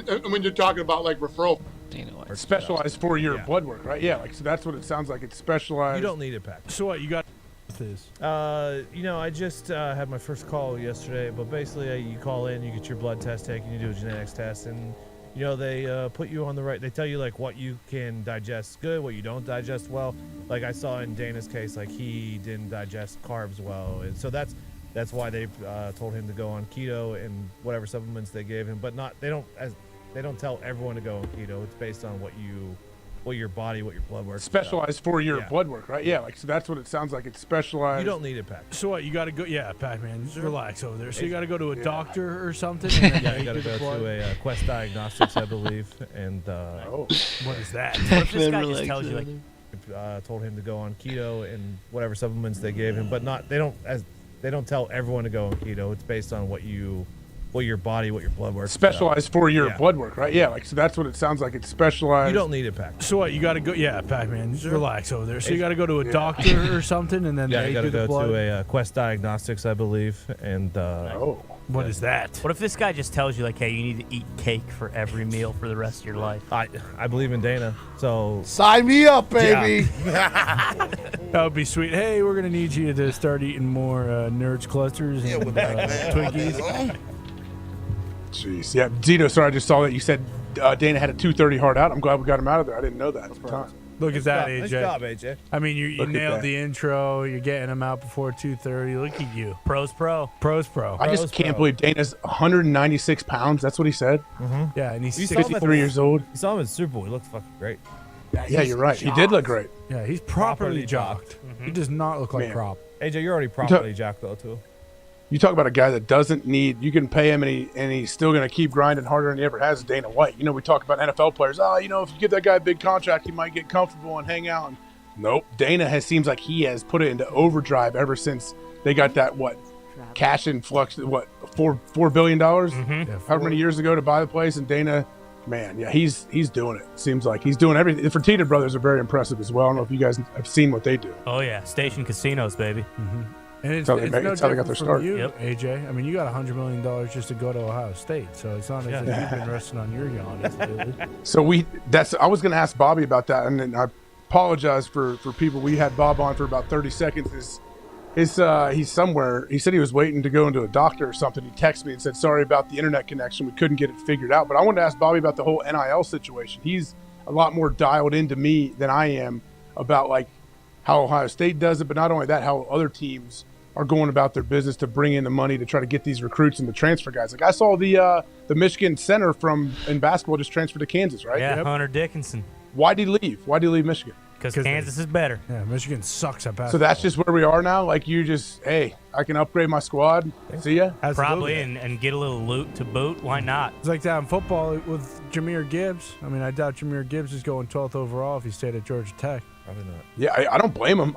You don't have to have a reason to transfer now, right? You No. just, boom. It said, I think for like college basketball, the deadline to enter the portal is May 11th. So yeah, it's just basically like, hey, as long as you enter the portal before the deadline, you're good to go. If you guys had the portal, like growing up, like would you have stayed at West Virginia or Ohio State? I'm so happy we didn't have the portal. You got to lock in. Huh? You have to kind of like lock in on, hey, this is the only Right, place. this is where the fuck I'm gonna be at. Yeah. Let me figure out how to make the best of this situation. Because some of these kids, it's some kids that is working out for, like the kid at Georgia Tech going to get more balls. But some of these kids are just jumping just because they are getting a couple of dollars, who's never gonna fucking play on Sunday. So this is like a cheap way out, I guess, a bailout. Oh, I'm a decent ass college player, but I can go. I'm just shooting out of school. I'm at UConn. I can get a chance to go to Georgia Tech for $60,000 and be in the city of Atlanta. I'd rather go to Georgia Tech to be in the city of Atlanta, get paid a little bit more. Maybe I can meet some people, and that might be good for you. But like, I don't know how good this is going to be for college. I think it's very good for us paying the athletes. But I know you only get to move one time in football, right? Is that no? Not anymore. Is it one free transfer? Because you used to have to sit out a year. What is No, it like? because the kid from West Virginia. Slobodan Milosevic Nailed went it. from USC to Pitt. Now he's at BYU. What's his name? JT Daniels. JT Daniels, West Did Virginia. COVID just change it all? Did they just drop USC. all the rules once COVID hit? Maybe. Yeah, they got a little more relaxed with it, but also with the transfer portal, sometimes it's almost better to go with the transfer portal. I was still laughing at Slobodan. Oh, sometimes it's better to go. Like, look at Jalen Hurts. Jalen Hurts went from Bama to Oklahoma. Like, it's not as if he went from one place to the other because of NIL. It was before NIL. So it He got benched. That's why. Yeah, exactly. So that's different. Yeah, and that's, I mean, look at old buddy, the receiver on Evie's team in Detroit. He was Ohio State, goes to Alabama, Jameson, right? Jameson and then Williams, gets drafted by Detroit. Like there's definitely it used to work. Like it used to be much different, where it was like, okay, you need to do this. Joe Burrow. Yeah. Joe Burrow had to transfer to play. Like, it wasn't. Yeah, Cam Newton. It wasn't as if he, decided, oh, I'm not playing my freshman year. I need to get out of here and go to a different school because they're going to give me $60,000. To Pac-Man's point, like they transferred so that they could be starters or get a little more pub, and sometimes it's that necessary. Cause I mean, if those guys get benched, Burrow, Hurts, it's not as if they're in the NFL. If they just stay at Bama and Ohio State, then just graduate. Like as Kenneth Walker went Wake Forest to Michigan State, had one great season at Michigan State, first-round pick. I think that's a really effective way for the portal. Like I think that was great for him. Yeah, and that's why the NIL has changed because Yes. it's not just, hey, I'm going to transfer to get a better opportunity. It's like, hey, I'm going to transfer because I'm going to get more money right now in my pocket instead of having a better opportunity. And with the NIL, that's why, like Marvin, especially for Ohio State, like how much does it help Ohio State that Marvin Harrison Jr. just isn't doing NIL bullshit and that he's strictly there to play football? And Bro, focus that's on bullshit. that. He's getting paid. Oh, I bet he's getting paid. I bet he's getting money, but he's not seeking any of this shit out. I doubt. Yeah, he's not all over the place doing it. Yeah, he's quietly doing it. Quietly doing it, right? Yeah. So Ohio State is a wide receiver university. Yeah, factory. Any receiver that's starting for Ohio State is getting paid. Let's go ahead and say that. Right? Yeah, they've had a first round pick in the last No, 4 I'm years? talking about in college. Yeah. No, but that's what I'm saying. The factory. Yeah. Yeah. So, like, this NIL thing is a big thing. Now, as far as seeking, going out, trying to get different deals, I don't think he's doing that. But this is a guy who's the first one at the stadium, the last one to leave. Bingo. I'm quite sure he's getting a nice little bag. Yeah, isn't he working at Carpenter Air Conditioning and Heating and Plumbing this summer? Oh, is he? I think I did see a big, tall, like 6'4" guy wearing the Carpenter shirt installing a nice HVAC unit over near campus. I read that somewhere. Maybe He I went did. to, I thought I saw on his Instagram, he went to trade school last summer so that he could get certified because he wanted his NIL deal to be with Carpenter HVAC. And Sons. Yeah, and Sons. Yeah. I wish you guys lived around here.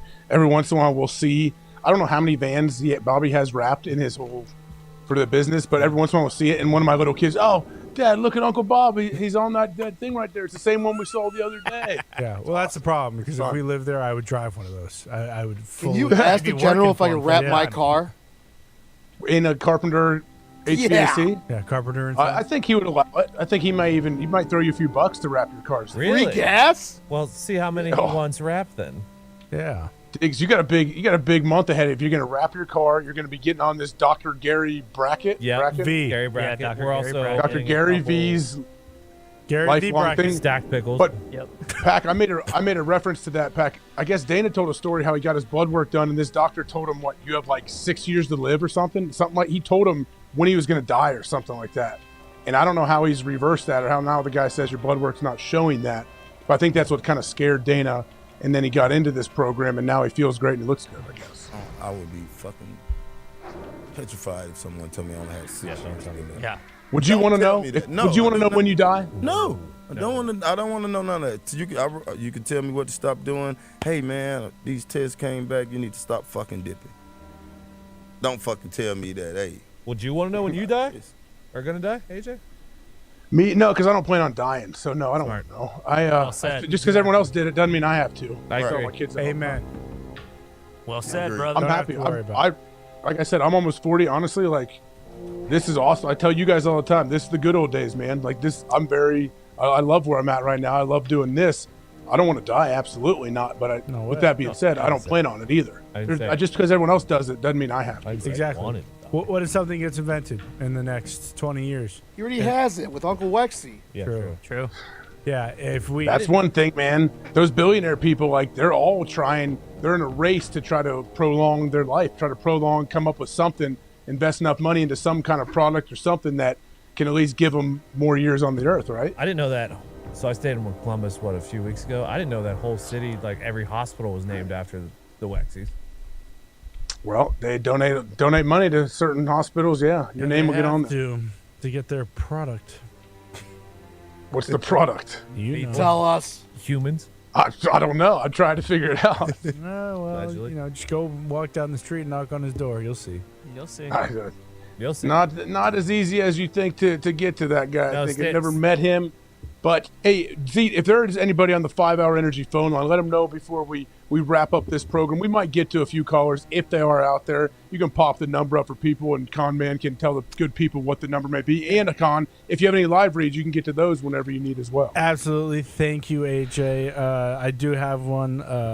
Today's show is number 5 after this, too. Sponsored by Bobby Carpenter, HVAC and Sons. Okay. Nice. Nice. Call Bobby Carpenter, follow him on Twitter, and send him something nice. Maybe a tweet, maybe your resume, whatever you feel is necessary, and that will help out Bobby very much. I believe the phone number is 1-833 the Dome or for the Dome. For the Dome. Okay, 1-833 for the Dome. Okay, yeah. What phone? Zito, if there's anybody out there you think is good, you can pot them up and we can chat with them. Zito said something about number 5. I think he said number 5. Good. Yeah. Mitt. Oh, the fifth caller. Yes. Yeah. Mitt, go ahead and pop Okay. him up. Pot him up, Mitt. Let's see I what's hear going him. on with Someone's number there. 5. Someone's there. Oh. Someone's there. Hello, sir. You're on the program, sir. Who are you? Or ma'am? This is Nick from Texas. All right, Nick. Nick from Texas. What's up, bud? Nothing much. I just wanted to shout out and say thank you for taking my call. But Pat and Samantha, congratulations. You're going to be great parents. I'm wishing you guys nothing but the best. Thank you, sir. Thanks, Nick. Thank you for the call. I appreciate that, sir. I think they would appreciate Also- that as He well. was getting choked up. Well, one question I was going to ask you is who did you flip off in your infamous, flip off thing? And Pac-Man Jones, Kids. Little kids. did Vince Young actually have $5,000 to Cheesecake Factory every month? AJ does. Pac, we'll let you start, Pac. What was that rumor about Vince Young and Cheesecake Factory? He loved Cheesecake Factory. That is do I. true. Best appetizers ever. I didn't get to see the receipts about how much he was spending. What would you guess? What would you guess? I don't know. $5,000 at one restaurant A month. is a fucking lot. It is. Absolutely. Fuck was he eating? A fucking steak every other hour? Yeah, I mean, what? That would be. Biggest menu in the game. Did he have a You order for bedroom? 20 every night? Did he have a bedroom upstairs or what? He I might don't know. For Possible. $5,000 a month, he should have had a fucking room there. But you saw him eating it a lot. He did a lot. Okay, so if he spends $100 a day, I mean, their menu's so big, you could order every day. Good. it's close. Something new every single day, and you still haven't even tried the whole menu there. The menu's so big. They You know used to that. have there were receipts floating around online. I don't think they're still out there anymore. Pac allegedly he was buying like King Louis shots there. Oh yeah. Oh shit. Yeah, he spent definitely $5,000 a month. Yeah. Really? Okay, so that's why you factor in the booze, not just the food. Yeah. AJ, who were you flipping off? Oh, it was a joke. It was my linebacker coach. So I got a sack on Sam Bradford, and right before it was a blitz, and I was coming second. And he even said in my speaker, "Hey, don't miss the freebie," like he was joking with me, like, "Hey, this might come open." And so I got it, found him, boom. It was all a joke, and then I got fined and whatever. Got picked up. I mean, it wasn't I'd flicked off other people that just didn't get caught on camera. That one was the first one to really get some good camera time. Yeah, they usually So- never film the guy who gets the sack, so it makes sense you flipped him off. Did you still have long hair then, and why'd you cut your hair? I'm not going to play this game with you, Colin. I can see where you're trying to go. I don't know what you're trying to do here. Hey, I But, swear. Normally, I don't know if I had long hair or not, but no, I chopped my hair off a while ago. I love Pat Tillman. I grew it out for that dude. Loves him, and then Jen chopped it off. So yeah. But didn't you cut it because Bob Domofsky said in the column you look like an asshole with that long hair? Wasn't me. Did he really? No. I don't know. No. If someone, I did definitely got not. people. I've told you guys though, my senior year in college, I had people in the media reach out to me and tell me to cut my hair. Oh, you look like a punk or a thug if you want to get postseason awards. Ugh. And that just made me grow my hair longer. It's like, you're an idiot. Come on now. But why? So, yeah. Why did you cut it though? I knew, and you just alluded. Why? To me. Because I wanted to. Because it was just a matter.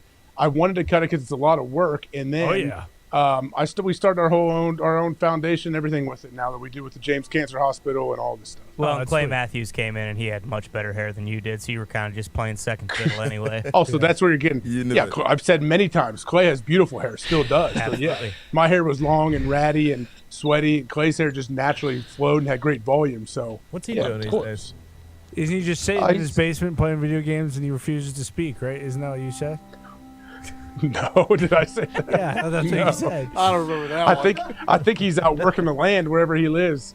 I think Clay's out there somewhere working outside all the time. He loves it. He's was born. Well, he's actually born in Cleveland, I believe, when his dad was playing for the Browns. But he grew up in out in L.A. in that area. But he's like Clay's like he wants to be like an outdoorsman, farmer. He loves the bow hunt, does all that stuff. Hell yeah. Why didn't you ever Yeah. get into that? Just not your cup of tea. I did in high school. Why you? Why you pepper me, Con? I'm just fucking. I'm just asking questions. No, you got some. There's some kind of motive behind it, but that's fine. There isn't a motive, dude. I did hunt in high school a little bit. My teacher, Dan Dillman, he was the man, my homeroom teacher. I used to go hunting with him right after Thanksgiving. Even through college, I'd go with him. Nice. Never bow hunting, though. Always gun. Hell yeah. Nice.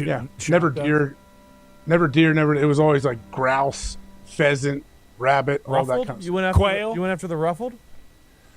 The ruffled. Ruffled grouse. Ruffled grouse. Oh no, I'm not sure what that's from, but no. From birds. Okay, that's what it is. Ruffled? Is it ruffled grouse? It's called a ruffled grouse. Are you a big bird hunter? No, but I am pretty well versed in aviation.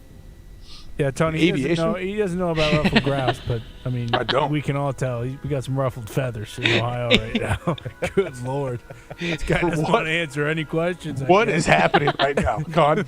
Someone please tell me what the hell is happening. I'm trying to figure it out too. Nothing. Yeah. Sounds like Connor's getting a little mouthy over there. He's getting a bit Yeah, Con man has been mouthy. I was He's been born mouthy all week. I was born mouthy, and I don't know why you think that I got some angle with you, and I'm just asking questions. Okay, pal. Because we know there's always an angle, Con man. There's We never know an angle. I have no angle at any time. I just am an idiot and screw things up. So those little things that your guys' feet are resting on, your little tootsies are resting on those things. Yeah. Are those made specifically for this when your chair's up high and your legs don't reach the ground? I think so. Yeah, they are. You can adjust them. It's actually kind of fun to bounce on. It is. You know, you kind of Keep the circulation going like the old people. You can kind of work on.